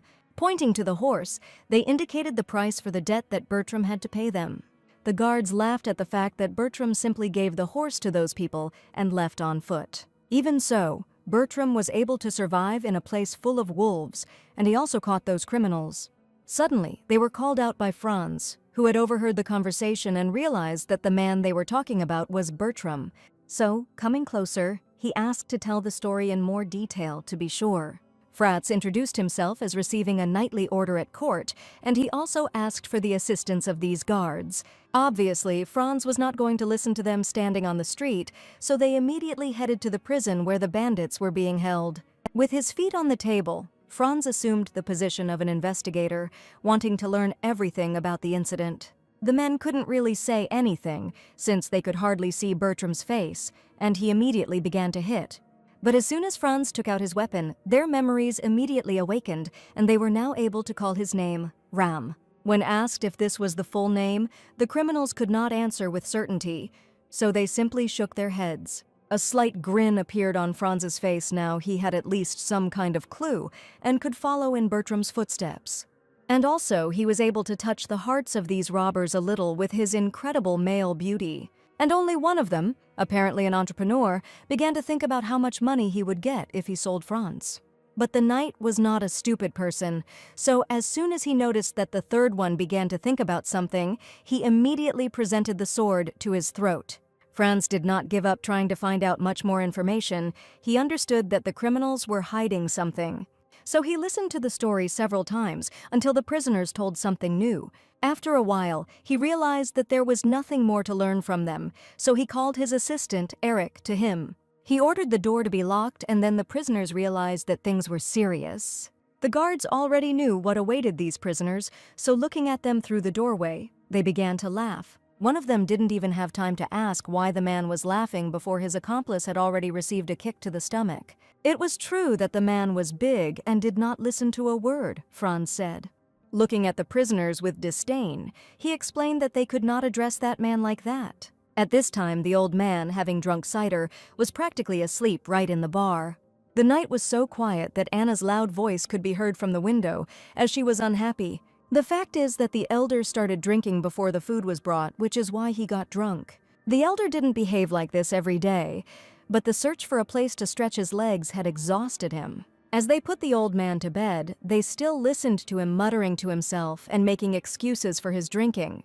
Anna was trusted because she could become the next elder. She explained that this role is not passed down through generations, and in this small village it does not have such a big meaning. As she walked down the corridor, she noted that the role of elder was usually occupied by a man. But still, she did something in this village, so perhaps in 20 years, Anna will be able to take this post. Bertram sometimes did not understand this woman, so he was often silent. He is generally a silent man. Looking at Anna, Bertram decided to ask her if she liked the place where she lived, to which the girl answered positively.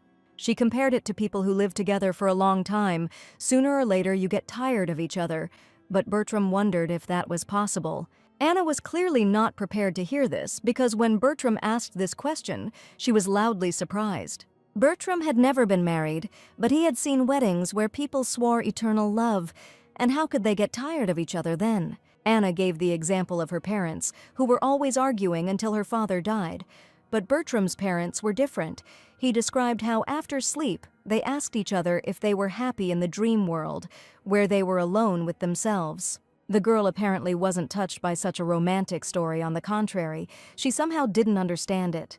But if these were Anna's own realizations from her marriage, Bertram could not contradict them. And then, after such words, the girl got really upset, since she had no boyfriend, no lover, no husband.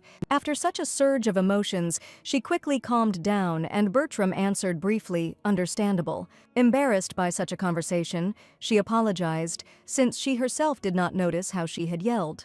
Bertram also said that he wished for Anna to find a partner with whom she would have eternal love. Looking at the girl and realizing something, the man abruptly sat down on the floor, which made Anna ask herself a question. But Bertram decided to tell her that after he returned her feelings, he would find a companion for his whole life and give her eternal love. It was a vow that would cover his every step and his entire future. The girl was very surprised, or rather she was shocked by such behavior of the man, who outwardly did not at all correspond to the words said. But then their sweet eye-to-eye conversation was interrupted by Lara, who entered the room. Seeing such a romantic picture, Lara immediately understood everything. Her imagination ran so wild that her nose started bleeding, and she decided not to interfere and leave. She ran out of the room at lightning speed, announcing that she would have a snack in the dining room, so they had 30 minutes. This novel lover misunderstood everything and simply ran away, which irritated Anna because she could not explain the situation or justify herself. Seeing Anna's behavior, Bertram decided to ask if the heroine was going to pursue Lara. Not understanding the essence of the question because she did not know why she should act like that, Anna looked at the man with an indignant look, and Bertram continued to look into Anna's eyes, waiting for at least some kind of answer. She lost this staring game because she couldn't look into those sky-blue eyes for long. Deciding to let go of this embarrassing situation, she realized that it would be better to just sit and talk for those 30 minutes. An eternal vow of love. Bertram's parents seemed to get along well. Anna's gaze dimmed a little. So she decided to have a heart-to-heart talk and find out what Bertram's parents were like. She also became interested in how such people express their feelings and emotions towards each other, whether they give flowers, as in fairy tales, something that cannot be eaten. Bertram told how every Sunday morning his father would place flowers by his mother's pillow. But one day, the mother said that she was tired of the flowers wilting, and then the father began to look after the small garden himself. There he planted 12 different plants, and all of them bloomed every season. Anna wondered if there were any fruit-bearing plants there, to which Bertram replied that his father had planted a couple of fruit trees. Now Anna understood how much Bertram's father loved his mother. Everyone told her that it would be better to marry someone from their settlement. And if you tell someone that you want to marry for love, they will immediately laugh at you. They say that over time the feelings will fade and only pain will remain. Guys who read chivalric novels are laughed at because they are all fairy tales. And girls who want flowers from their lovers are also scolded for their stupid dreams. Due to the consequences of the war, the situation in the village only got worse, so everyone stopped dreaming and believing in love. Anna also heard stories from her mother, who watched her friends go to the city in search of love, but returned only with a broken heart. After these words, Bertram understood why Anna was so negatively disposed towards the nobles. She explained that even so, there are those in the village who are ready to leave. It turns out that not everyone has forgotten their dreams of romance. Anna also said that she would most likely marry some local simpleton, like Dito. Bertram asked if Anna liked Dito, to which the girl answered negatively, because she liked to think of him as a friend, but not as a man. But she will still have to marry him, since it is difficult for an unmarried woman to win his favor in the village. "Who knows when a loner might leave the village," said the girl, who hid her face. Realizing that she needed to shift her attention to something more positive, Anna decided to ask if Bertram had any questions for her. She had some free time to talk, so she decided to give free rein to her guest. And Bertram just happened to have one in mind, and he was interested in why Anna called him cute. At first, the girl couldn't remember when she had called Bertram that, but then she remembered. Given Bertram's build, it was no surprise that they remembered such words directed at him. Anna decided to explain that at that moment she thought how cute such a big man looked in a small flower apron. Bertram asked if it would be as nice if it were an elder in his place, to which the girl replied in the negative. And if it were Clara, Anna would think that something was wrong with her mother. But when Bertram brought up Dito as an example, Anna seemed to go crazy and was ready to strangle him. Based on the girl's words, he still didn't fully understand why he was the cute one. It seemed that Anna herself did not fully realize what she had said at that moment, for which she felt ashamed. Bertram apologized because he thought he had found a clue in the return of emotions, so he started asking such questions. Then Anna suggested that perhaps the emotions had disappeared due to a head injury. She continued to list the options. Maybe it was because of the war, not because of physical trauma, but mental. The girl saw how the man changed in emotions. He became quieter and more withdrawn. Although you wouldn't know it from looking at him, he is actually a very good person. But now was the time for revelations, so he decided to confess that he was cursed. At this time, Lara carefully and slowly betrayed the carrot on the first floor, allowing the heroes to talk in private. She hoped that everything was okay with Anna, because she would be happy if everything worked out between these two. A love story between a former soldier from distant lands and the owner of a rural restaurant. Just like in a romantic fairy tale about princesses, this literally made Lara soar into the sky. She also dreamed of such love for herself, wanting to meet the man of her dreams. Suddenly, she heard someone calling her. Since it was late, she reacted rather chaotically. It was Eric, who was helping Franz with the investigation of the case, and it was he who called Lara.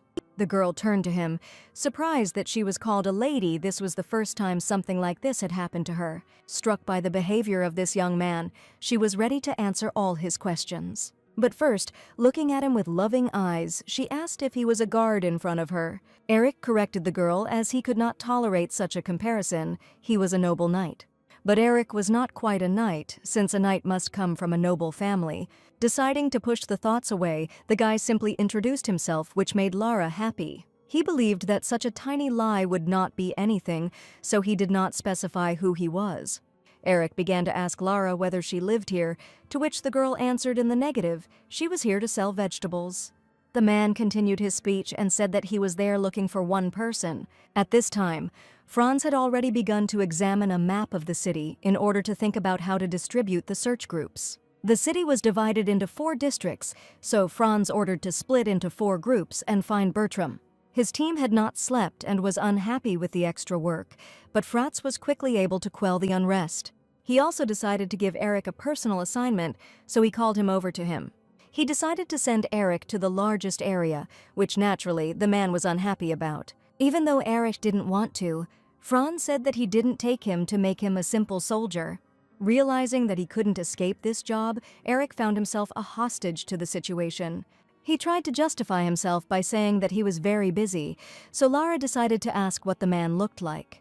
The man began to describe the person he was looking for, tall with black hair. Lara thought it was some kind of criminal, but Eric immediately corrected her emotionally. But if he was not a criminal, why the guards were looking for him was unclear, but Eric could not give any details.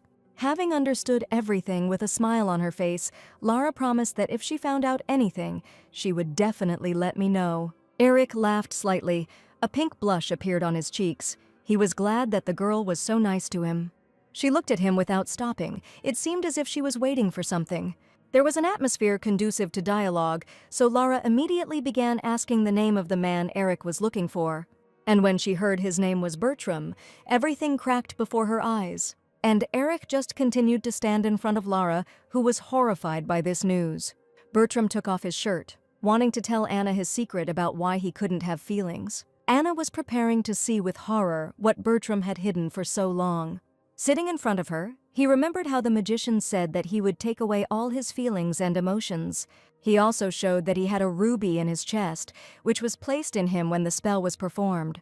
Not long ago, when Anna called Bertram cute, these parts began to tingle, even though these parts shouldn't feel anything after the curse. Anna couldn't believe her eyes. She wanted to look closer, to touch. And at that moment, when Anna began to touch Bertram's chest, Lara entered the room, realizing that she had once again interfered. But she decided to speak out, so she shouted that a suspicious man had come asking about Mr. Bertram. Anna and Bertram immediately turned their attention to Lara, who had sat for the promised 30 minutes. Leaning against the door, she scratched her nose and wondered if they hadn't had 30 minutes yet. The heroine began to furiously justify herself, not wanting such misunderstandings. Buttoning his shirt, Bertram confirmed Anna's words, saying that they were simply consulting. Then Lara was asked if 30 minutes wasn't enough to discuss her personal life. Remembering that Lara had not just interrupted them, Anna asked what the important news was. And when they heard that something serious was happening, as the knights were looking for Mr. Bertram, Anna became afraid. Lara began to remember Eric, who asked her about Mr. Bertram. She described him as quite friendly, and he also asked her to contact him if she found out anything. Bertram was interested in what this man had said about him, but Lara replied that these were external parameters. Bertram decided to remember his name just in case, and Anna agreed with Bertram's description because it was quite accurate. But Bertram disagreed with this, since it was wrong to use parameters such as clean or dirty when searching for a person. Overall, the news wasn't the best. Anna wondered why these people were looking for Mr. Bertram. But remembering his past, he could guess why they were looking for him. His uncle had been looking for him for several years already, or rather 3 years had already passed since Bertram left Schließen. And he decided to go so far as to ask the knights to search for him, which upset Anna. Anna didn't understand whether Bertram would now simply have to return home. Bertram, looking at Anna, turned to her, which attracted her attention. He decided to ask if Anna felt awkward around him, which surprised the girl greatly. He had previously spoken about the changes he was experiencing, so he was afraid that Anna would not understand or accept this. At first, the girl did not understand what the man was talking about, but then she remembered how he felt when she called him cute. Bertram didn't want to lose this thread of hope, so he thought that if he weren't a burden, Anna would agree to help him. He asked her to let him stay a part of her life for a little while longer. Lara was shocked to watch this. Anna was stunned by these words. She didn't know how to react to them. It was so unexpected. And after some time, under the dim light of the lamps, she answered briefly, "Okay." Morning came. The sun was already at its zenith, shining so brightly that it was unbearable to be outside. Franz had only just gotten up, although it was lunchtime, but he had only had breakfast. As well as his entire team, which was supposed to inspect the surrounding area yesterday. They complained that they had been asking people questions all night and had found nothing. They felt they were approaching the issue from the wrong angle, as the locals couldn't stand soldiers, so they had to do it undercover. Franz understood that the further the village was from the capital, the less respect it had for the authorities, so he assigned Eric to survey the largest area. It was true that Eric had the most harmless face of all the knights. Franz at this time decided to offer to enlist the help of the local guard. But because of the village festival that was taking place today, the guards refused to help. The knight captain was so upset by this that he slammed the table hard to express his emotions. His subordinates practically didn't react to this anymore, because it was normal when Franz couldn't do something. As Eric reached for a jar of jam to spread on his bread, Franz walked up and snatched the jar right out from under the boy's nose. Others calmed Eric down, and Franz poured himself some jam and asked what kind of pig festival this was. Having heard and understood what kind of event it was, Franz knew that His Highness would not take part in such a show. He didn't yet know how wrong he was. Franz clearly knew his master very poorly. Anna decided to ask again if Bertram was really going to take part in the pig driving competition, to which the man answered positively, and only Eric suggested that Bertram might have participated for his own livelihood. But Franz thought that this was complete nonsense, since the pig would spoil much faster than he could eat it. Remembering the guards' words, they knew that Bertram had 2 women with him, but Franz thought that he was accompanying them temporarily, and his terrible social skills would not have allowed His Highness to find any companions. Franz noticed how Eric tried to reason based on the prince's habits and mannerisms. He really tried his best, but many hoped that he would not overdo it. The reason Franz took someone so inexperienced is because Eric is very promising, but most likely they took him only because it was very easy for them to wash due to his kindness. An unexpected knock at the door distracted him from these thoughts, and then a voice was heard addressing Mr. Eric. It was surprising, because it was a female voice, who also said that she wanted to help Mr. Eric in his search. Eric immediately threw on his jacket and ran to the door. The men were glad that Eric's harmless face worked again. It was Lara, with whom Eric had spoken yesterday, standing in front of the door with a smile on her face. She asked if Mr. Eric lived there alone, but he didn't quite understand the question. So he asked again, not knowing what to answer. He looked around to attract the attention of others. The men understood everything and gave their blessing to this little lie. Eric began to get nervous and felt uneasy as he had to lie right to the eyes of a sweet girl. Franz understood that the crowd of men was frightening the girl, so they had to hide. The knight captain believed that Eric would be able to handle the interrogation on his own. Franz continued to stand behind the door, wanting to hear all the information that the girl would pass on to Eric. The knight began to ask the girl if she knew exactly where the person they were looking for was, which Lara decided to just hint at. The crowd of men standing around the corner could not believe that the prince would actually go to the festival. Lara reported that right now Bertram was going to the sheep farm, which was located southeast of the city.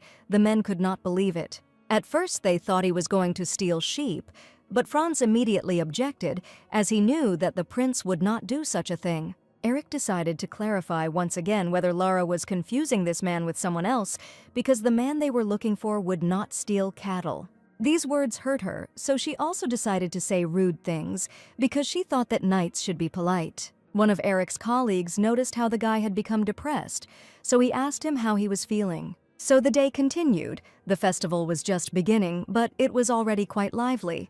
Lara was glad that she was able to fulfill the request of Bertram's system, who asked her to give false testimony about his location. For the sake of sweet romance, no. For the sake of their love, she would lie even to God himself. Time passed, and the knights were still puzzled over the girl's words. They could not believe them so easily. But they had no other leads, so they had to hope that the girl hadn't lied to them. Eric was glad that he was able to help his colleagues in some way in the search for Prince Bertram. Franz was worried about why the girl called Eric a knight. He was waiting for an explanation. It was obvious that Eric became worried from such a sudden surge of emotions. His face became covered in sweat. The men did nothing but put pressure on the guy, wanting to get an honest answer. At this time, the festival was already in full swing, and the noise could be heard from the streets decorated with ribbons. And the girl, holding a megaphone in her hands, loudly announced that it was time for the competition. Many people were looking forward to this event, as the pig law competition was very interesting to the public. Among this crowd, Lara somehow managed to find Anna, who was absorbed in the performance.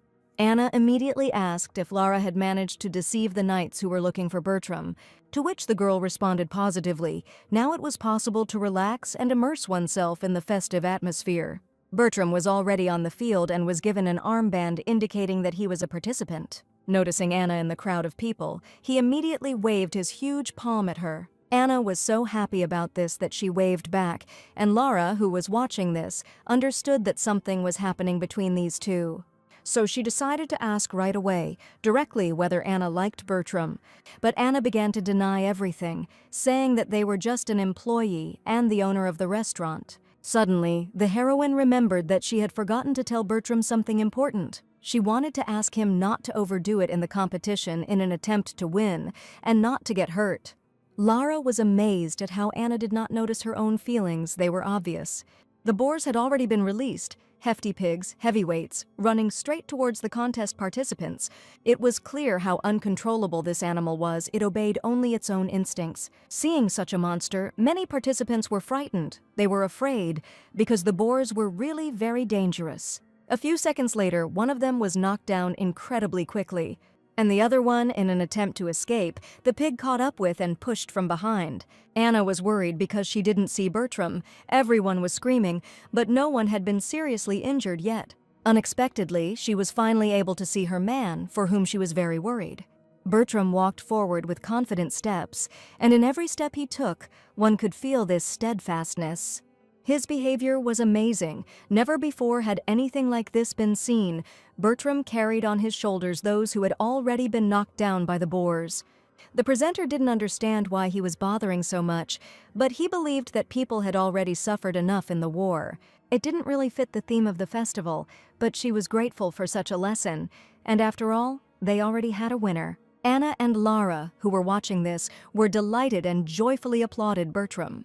It's certainly not what they expected, but winning a little pig is still cool. The girls did not understand this, as they expected something larger, since they planned to bake it. But they will have this prize for winning for a couple more years, so that they can at least grow up.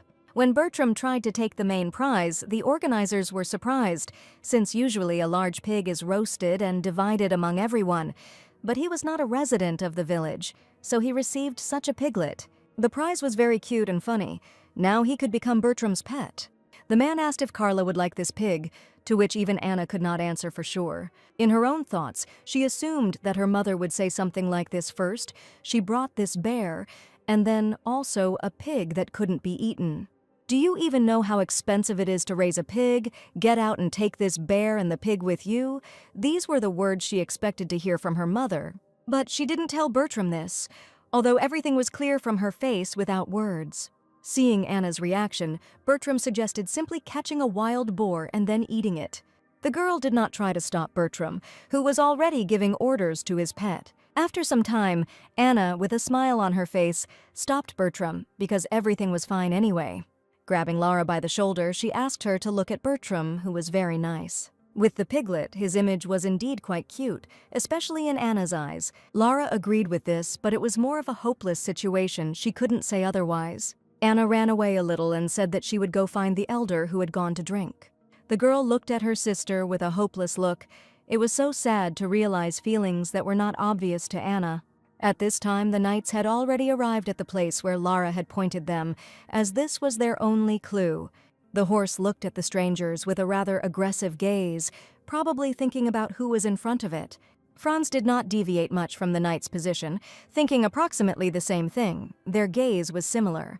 Franz reached out to the horse's mouth and asked what it was doing there and where its owner was.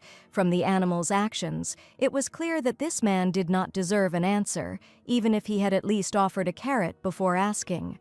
The knight captain tried to remind the horse who he was, because this horse had previously belonged to Bertram. The horse's name was Monart, and he had been Bertram's dear companion for a long time. A man passing by remarked how wonderful Franz was, because the horse had such a bad temper that his owner could not cope with him. Franz asked where the said owner of the horse was now, to which the man replied that he was most likely in the village. These words puzzled the knight captain a little, as he realized that the information was false. The elder was already leaning on one hand. He felt so bad, and all because he drank too much. When the elder woke up, he said that as soon as the festival was over, they would return to their home village. Having come to his senses a little, the old man was shocked he did not understand why Bertram was driving the cart. But since the elder had drunk too much, there was no one to drive the cart, so Anna asked Bertram, The grandfather was unhappy with this because he knew that Carla would kill him. Evening had come. The house was already very close. Their short journey had come to an end. Carla had already left the house to meet the newcomers, but she did not understand why Bertram was still with them. A joyful Anna greeted her mother, who was not entirely pleased for personal reasons.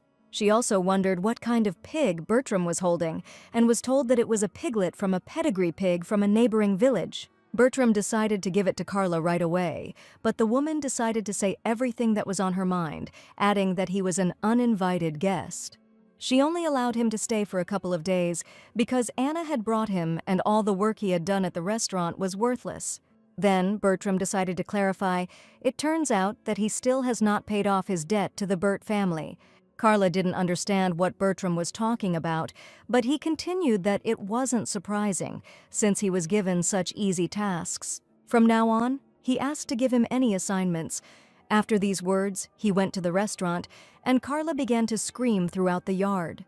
But Bertram said he would do any job to prove his usefulness. He was determined to do so. It was such a mess. No one understood anything, and the piglet wanted to eat, so Anna's mother told him to take it to the vegetable warehouse. While Anna was showing the way, Carla was shooting her eyes at the elder for not fulfilling her task. In anger, she began to scold him. The old man tried to justify himself before the stern woman, but all was in vain. Carla was outraged, because if things continued like this, Bertram would settle in their village forever.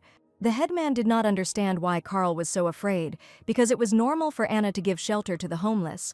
But the woman explained that she was getting older and had already noticed how she was starting to get tired of new people. The old man could guarantee one thing for sure: Bertram was not a bad person. He was sure of it. Then, to confirm his words, the old man told what happened in the city with Anna and Lara. Carla couldn't believe what she heard. It was difficult for her after such a story. She didn't know what to say. Since she could not even imagine that Bertram was such a person, she considered him dangerous, but all in vain. Anna noticed that her mother was approaching, so she called out to her. The girl boasted that they were able to make a pen for the piglet and pointed it out. Since he is a piglet from a pedigree pig from a neighboring town, he will grow up to be huge.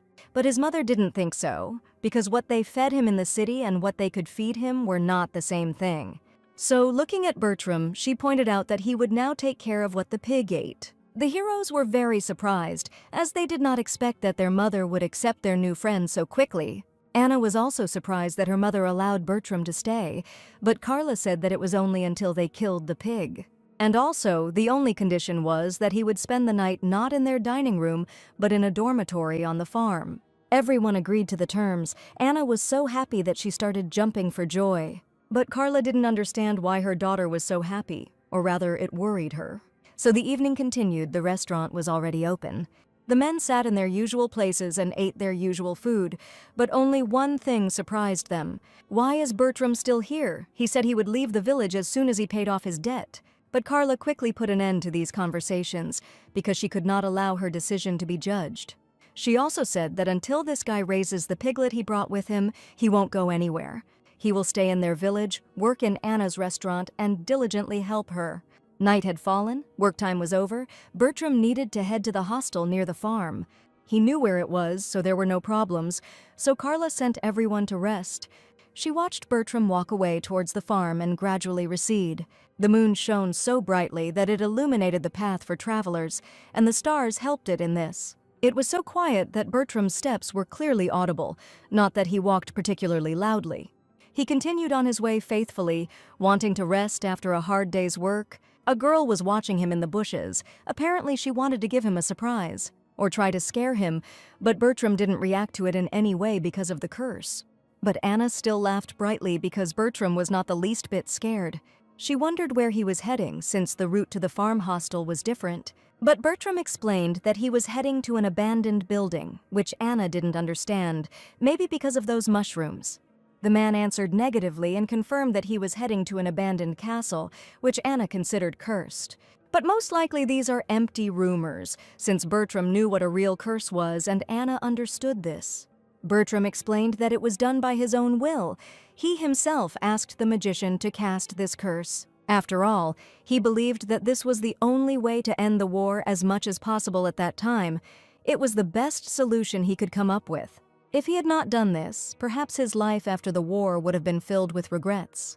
He did not regret his choice. It was a conscious decision, Bertram answered Anna. And also looking at the girl, he said that he had finally found the key to change. Anna's cheeks turned slightly red. She understood that they were talking about her and her words. Deciding to quickly change the subject, the girl said that she would take Bertram to the abandoned building. So, climbing up the mountain, they walked for some time, and it was wonderful since they talked a lot. After some time, the castle was already visible in the distance, so Anna said that they were almost there. Sweating and out of breath, she pointed her finger at the castle, which stood almost at the top of the hill. This lonely castle stood among the trees, all dark and gloomy. They say it used to be a lord's castle, but it has been abandoned since the owner of the castle died. Bertram wondered if it was because of the curse, but Anna didn't know the exact answer. He assumed that this was the reason for the rumors about the castle's curse. The lord's death was still shrouded in mystery. When people don't understand why something is happening, they want to blame it on at least a curse. But this was beneficial for Bertram because pursuers would hardly go to such a place. Anna understood that if they appeared, it would be difficult to hide even in such a place. Bertram didn't think so. Looking around, he concluded that he could stay here for a longer period. Compared to other parts of the castle, this place felt like it had a human presence. It looks like someone had lived in this place quite recently, and he was wondering if tramps often stayed in this place. Anna began to tell what she could not say before. In fact, there was a person who often came to this place. Looking down, she decided to say the man's name, Hans Bert, her father. But didn't Anna's father die in the war? Bertram asked, and the girl answered positively. The girl also said that her father did not die in battle. It turns out he died for another reason. Her father often visited this place during his lifetime, saying that he was engaged in growing various agricultural crops. Looking at all the things that were in this place, Anna told how her father personally brought them. With a smile on her face, she said that her father was called up towards the end of the war. Quite by chance, his unit was sent to his native village, and there he took part in a battle. And after all this, the father returned to the shelter as if he was not himself. He was detached and silent, something Anna had never seen him like before. But the funniest thing was that after the war, it was his own commanders who tormented him the most. They interrogated him, asking how he survived, whether he was a spy. And one of these missions dragged Hans back to the front, thinking that once he was on the battlefield, his tongue would loosen. But suddenly a shootout began, in which Anna's father died. She could not speak calmly about this. Her eyes filled with tears. From then on, Anna began to think that all this happened because of the cursed castle. Anna cried bitterly. It was obvious how much she missed her father, how much she loved him. But she was able to smile because she understood that there was no point in thinking about it now. And when Mr. Bertram said that the curse was just empty rumors, her soul felt lighter. Now they had a secret place where Mr. Bertram could hide if the pursuit came for him. With a smile on her face, Anna looked at Bertram and also promised that she would bring blankets to this house. Bertram couldn't reciprocate because of the curse, but Anna was sure that he was as happy as she was. Turning around, the girl did not intend to stand in one place for long, so she suggested going back. Anna walked down the hill and headed towards the restaurant with Bertram watching her go. But suddenly Anna turned around and looked at Bertram. Suddenly, a desire flashed through his head. He wanted to return that look to Anna. Bertram touched his lips. He didn't understand what was happening to him. Perhaps the curse was weakening. Morning came. The sun had already risen and everyone had to go to their workplaces. Anna's restaurant wasn't open yet. They were just getting ready for it. Carla was unhappy from the very morning, but it was unclear why.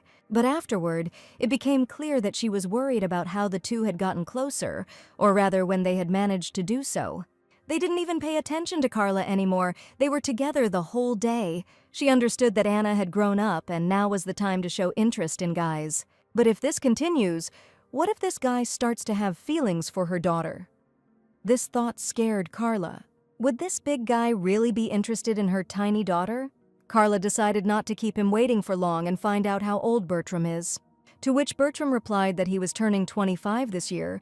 Anna's mother was surprised, because at that age many people already get married. But Bertram immediately said that his marriage was being arranged by his uncle, who had not yet said anything. Carla wondered why her uncle was doing this and not her father, and she discovered that all of Bertram's relatives were dead. Realizing that there was no longer a place Carla wanted him to go, Bertram decided to leave. But Carla stopped Bertram by asking a question. She wanted to know if Bertram thought Anna was beautiful. She began to justify herself by saying that Anna was not at all like them, although in her youth Carla had been very beautiful. Bertram admitted that even now, Anna's mother Carla could be called a beauty. Carla started to freak out because she just wanted to know if Bertram thought her daughter was beautiful, but the man himself didn't know how to answer that question. After all, now in my memory, only the top of her head comes to mind. This is how tall people see short people. Bertram suggested that Carla go and find out. Looking at Anna, he could give an answer, but Carla refused this idea. Turning away, she decided to give an order to tidy up the farm hostel. Bertram immediately understood and went to carry out the order. He also said that he would keep secret everything that Mrs. Carla said today, which surprised the woman. After all, if Anna found out that her own mother called her not particularly attractive, she would feel unpleasant. As he left, holding a broom in his hands, he promised to keep this dialogue a secret. And all that was left for Carla to do was to look at the sweaty, broad back, which gradually receded into the distance. Although she was irritated by the fact that this man had checked a person's soul inside out, and then still taught him life with such empty instructions. Unable to contain herself, she nevertheless shouted after him that Anna was so attractive that she could charm with just the top of her head. Anna, turning to the pig, said that she was living for her own pleasure and enjoying walks while Bertram stood nearby. The pig replied that immediately after the war they were kept locked up and not allowed out even for walks, saying that they ate corpses. Hearing this, the girl decided to ask what she and her mother had talked about in the morning. Bertram looked away and began to tell her that, apparently, her mother was terribly angry and perhaps he said something unnecessary. Anna was surprised that the guy realized that her mother was angry, and Bertram explained that you can understand a person's emotions by intonation and eyebrow movement. The guy, turning to the girl, said that he really wanted to assure Carla that he did not pose a threat. Looking down, he said that he did not deny that even the very fact of his existence could cause fear in Carla. Hearing this, Anna, without listening to the end of the guy's speech, pulled him towards her, stopping his story. The girl asked him to listen to her carefully because she believed that Bertram was not so scary, and she wanted the guy to understand this too. She thought that although he was large, he looked completely harmless and to some extent even weak. Anna asked Bertram to tell himself that he was harmless, which surprised him greatly. The guy believed that these attempts at self-justification only aroused more suspicion. Then Anna asked him to trust her, because the last time she called Bertram cute, the girl was very sincere. Hearing this, the guy said that he was not so naive as to believe that he looked harmless, and with these words, he angered Anna. Seeing this, Bertram said that he would simply believe it and would no longer prove his harmlessness because he was already harmless and sweet. After some time in the restaurant, Carla called the guy to give him a new assignment. While gathering her hair, she told Bertram that when he finished washing the floor, they would need to start preparing the ingredients, and was surprised. The guy wasn't at his desk, and the bucket and mop were just standing in the middle of the establishment. The woman couldn't understand where the guy had disappeared to while she was washing the floors, because he didn't look like the type to shirk. When Anna came out and saw that Bertram was still not there, she said that while he was cleaning the dining room, he said that he would quickly go to the common farm. The girl began to worry because the guy said he would return quickly, but he still hadn't come, and this worried Carla. She told her daughter that she was going to the farm for a minute and asked her to get ready for opening for lunch, and then immediately ran away. Anna, not understanding what was happening, was completely confused, and her mother at that moment was already running to the farm. The woman recalled that there were rumors that some kind of treasure was buried on the community farm. According to these rumors, it was the army that left behind a whole chest of coins and diamonds after the war. Carla was worried that Bertram might run into the robbers hunting for the treasure and began to worry. When the woman came running, she was surprised. There were a lot of people on the farm at that time, and she realized that something had definitely happened. Seeing Dean, Carla immediately shouted his name, and the man turned his attention to her. Carla ran to him and asked what was going on there, while the man stood there in bewilderment at her appearance. The woman asked what had happened and why everyone had gathered, and in response to these questions, Dean only pointed out where she needed to look. The man said that the mountain goats, fleeing from the wolves, huddled together and everyone got a little hurt in the fight. And then, with a smile on his face, he said that, fortunately, that was all the damage, so her worker had really helped them out. Dean said that Bertram dealt with all the wolves calmly, which was a great help to the village. At that moment, they saw the guy himself and then immediately called him over so that Carla could talk to him. As Bertram started walking towards them, Dean, laughing loudly, said that the boy's mistress had come to see him. Seeing this, the guy sped up a little, and it looked a little awkward, which made Carla decide to cover her eyes. When Bertram arrived, he immediately began to apologize for being late and said that he would return to the dining room right away. While the guy was asking if he should start preparing the ingredients, Carla noticed that there were traces of blood on his hand. The woman then immediately took the boy by the hand and shouted that he was wounded, while Bertram stood there and made no sound. After this, Carla, turning to Dean, said that he had lied to her because he had said that no one was injured, and the man replied that Bertram was not his son. The woman began to examine the area and said that there should definitely be a first aid kit in the farm dormitory, and then told Bertram to go get it. After some time, Carla had already finished treating the wounds and asked Bertram to tell her if he suddenly felt worse. The woman said that she had bandaged the wound, but if it got worse, she would take him to her village. Carla also said that the guy might not work today because if onion juice gets into the wound, it could become inflamed. Hearing this, Bertram asked if he could go into the dining room just to rest, which surprised the woman. The guy said he was simply using the expression to mean a visit without a specific purpose. He also added that if he needed a reason to go to the canteen, he would point to Anna as the reason. Hearing this, Carla tensed up because she didn't want to see this guy near her daughter. Seeing this, Bertram asked what exactly the woman didn't like, and then Carla replied that such questions were not asked directly. And then she sighed heavily and began to say that she rather considered the guy suspicious. The woman clarified that they still don't even know who the guy really is. Hearing this, the boy gave his name and said that he was a former officer and was here to pay a debt to Hans Bert. Then Carla said that this was exactly the problem because she didn't understand why he had come to such a lengthy journey to return a few onions. It was because of this that the woman began to think that Bertram had some hidden agenda. The guy only said that he would no longer try to prove the opposite, although in his head he was thinking that he really wanted Carla to trust him. However, no matter what she said, the boy decided that he would continue to look after the pig and help in the dining room. Hearing this, the woman was only surprised and became a little tense from what was said. And at that moment, Bertram asked her to accept him as he was and to consider him nice. After this, they began to have a real argument, since the woman could not accept this fact. They even brought up Anna in this argument, and the girl immediately realized that they were talking about her. After some time, they both got tired and stopped arguing. Carla, turning away, said that she found it easier to talk to a wall, and Bertram asked if the woman now thought he was cute. She asked the boy to go and rest, and then Bertram asked him to pass on some information to the local security. The guy said that when he was previously dragging wolf carcasses, he noticed a wound on one of their hind legs.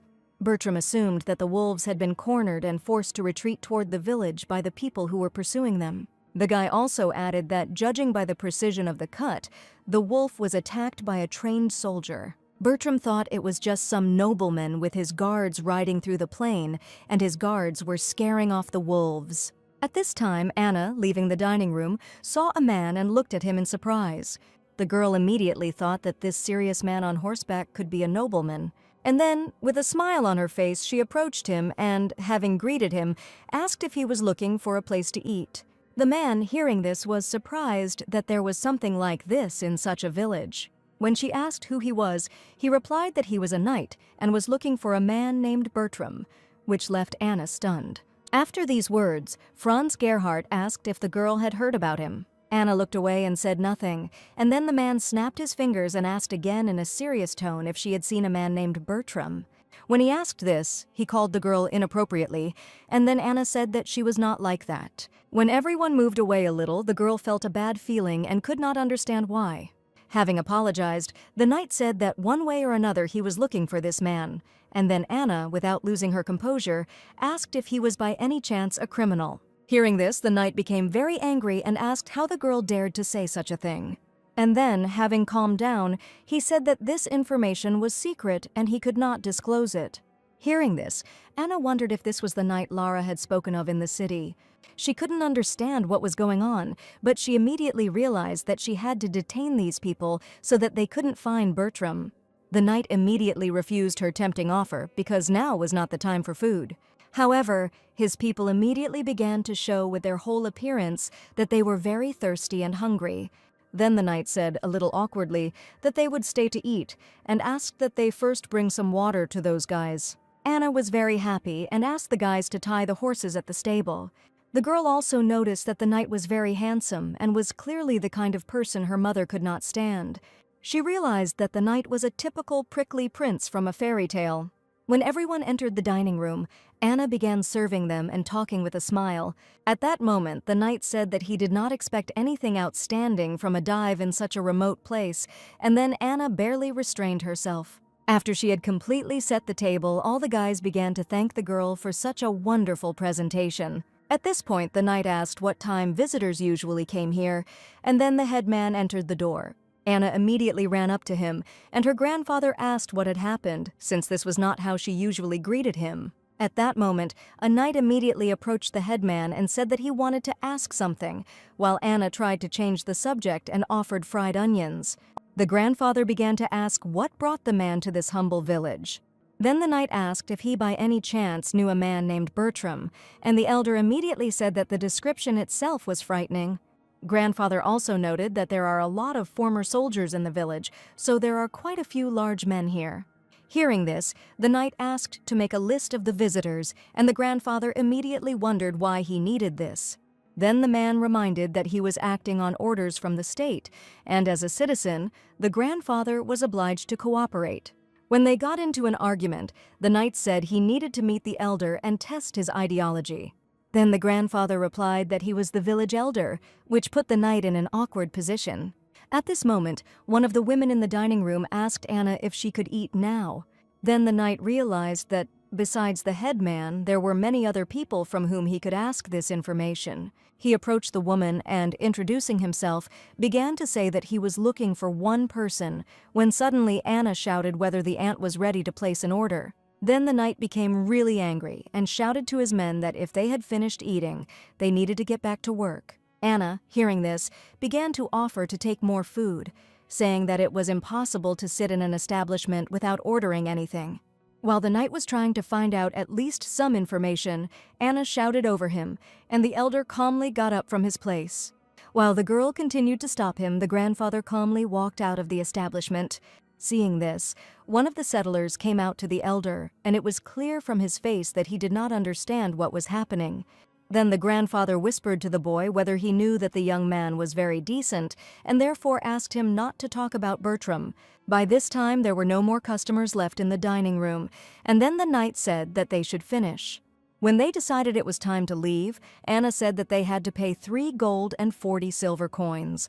The knight was surprised by such a crazy price, and Anna asked if they were going to pay. After that, the girl, a little excitedly, said that she was just cooking as usual. Anna began to cry, and then the knight fell into a stupor and did not know how to react. And then he immediately agreed to pay exactly that price for lunch. Anna immediately smiled and thanked the man, and then told them to come visit them again. Then the knight stopped and said that he wanted to give some advice on behalf of the visitor. And then, turning around, he said that when she cooked, she should pay more attention to removing unpleasant odors, and smiled sarcastically.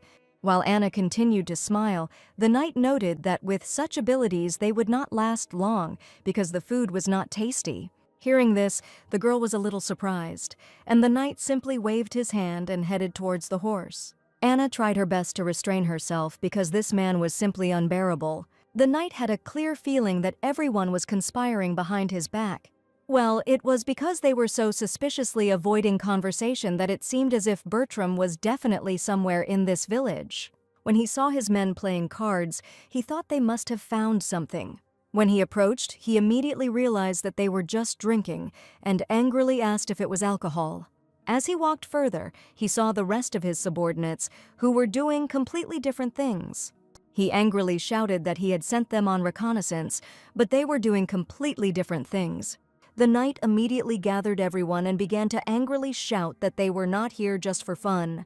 However, they did not find Erich, and then one of them said that he went to interrogate the women washing clothes in the village, so most likely he was near the stream. When they came to the stream together, they saw the girl telling Erich how best to wash things. At this point, the knight began to shout and ask him what he was doing, but the boy excitedly said that he was collecting information. The knight began to ask what information exactly was hidden in the rag he was washing. At this point, a woman intervened and said that if they were busy, they should just wash these things and move on. At first, the knight did not pay any attention to it, but soon he realized that he heard a familiar voice. Approaching the girl, he immediately asked if she had passed on important information about Bertram through Sir Erich last time. Blushing slightly, the girl asked if they had met before. He replied that, unfortunately, they had not met, and added that he would never have thought that she would be so nice. However, the knight wanted to know more about this man named Bertram, so he continued the conversation, but the girl suddenly shouted at him to leave. She said she would not allow herself to be seduced by empty words about her beauty. When the knight tried to explain that he meant something completely different, the girl replied that he was probably hunting for easy prey instead of pursuing a beauty who was difficult to win. The man was puzzled and didn't know how else to start the conversation. Remembering their previous conversation about Bertram supposedly going out to hunt sheep in the pasture alone, the knight realized that this was false information. The girl burst into tears and admitted that she had simply repeated what she had heard. The man felt guilty and apologized for his abruptness, and his face showed awkwardness. After that, he told Erich to leave the girl alone and hurry. They could arrange a meeting with his lordship, so there was no point in conflicting with the locals. They also asked Erich to look after the horse and warned him that if he lost it, his entire life would not be enough to pay it off. The knight noted that they had obtained what they called their property from that bookstore with great difficulty. The men speculated that Bertram might have given the moneta to the villagers, meaning the cloak of the Sky Wolf was also in danger. The cloak of the heavenly wolf Fenrir was a national treasure, so its preservation was of great importance. Meanwhile, Bertram sat in the dining room under Carla's supervision and washed that very cloak. Anna noticed that they were expensive clothes and asked if he was sure they could be used to wash floors. The knight gave orders to seize Bertram if anyone saw him, even if the boy got hurt in the process. At this time, local residents who entered the courtyard were a little surprised to see the young man. Dean asked if he needed to rest given his wound and said they had come for lunch. The man invited Bertram to join them as they were just about to prepare dinner. The young man immediately noticed that Anna usually brought food to the common veranda. Dean replied that she was late today, so they decided to cook the food themselves. Bertram wondered if the girl might not have come because of some incident in the village. He shared his thoughts that the pack of wolves that descended on the village today could have been the result of the nobles' bodyguards driving them out of their territory. Dean said that after the war, some wounded soldiers mysteriously disappeared during a prisoner exchange. Since this happened nearby, many nobles came to the village and began a real investigation. According to Dean, at that time the entire village was under their control, providing food and shelter. As a result, the man became angry and declared that he would no longer tolerate the presence of nobles on the territory of the village. Bertram realized that he must not reveal his identity under any circumstances when suddenly a young man called him. Having reached him, the guy asked Bertram to step aside and talk in private. He reported that important guests had arrived in the village looking for Bertram. The young man also added that Anna was trying her best to keep them in the tavern, but they had probably already left. Bertram asked if there was a particularly handsome young man among them, and the youth described the knight. Hearing this description, Bertram immediately understood who was being talked about and was convinced of the correctness of his guesses. At this time, the knight's assistants noticed that the sun was already setting and they still had not found the young man. The knight decided that they would end their search for today and continue it tomorrow. At this moment, the village elder noticed them and asked why they were still there. Grandpa noted that the sun was about to set and they were still on their feet, which was very worrying. The headman warned that wolves come out into the village at night, so it is dangerous to walk in the dark, and the knight replied that they were just about to finish for the day. He then asked his grandfather if he could tell him where the village inn was, which greatly surprised the headman. Grandfather replied that they were in a village where there were no such amenities. The knight objected that they did not need to stay at the inn, since they only needed a place to spend the night and place their horses. After some time, Anna greeted the returning noble guests with a smile. She asked ironically if they had really returned to a place where even the food was tasteless. This was unbearable for Franz, but his subordinates asked him to restrain his feelings and emotions and not to react to this provocation.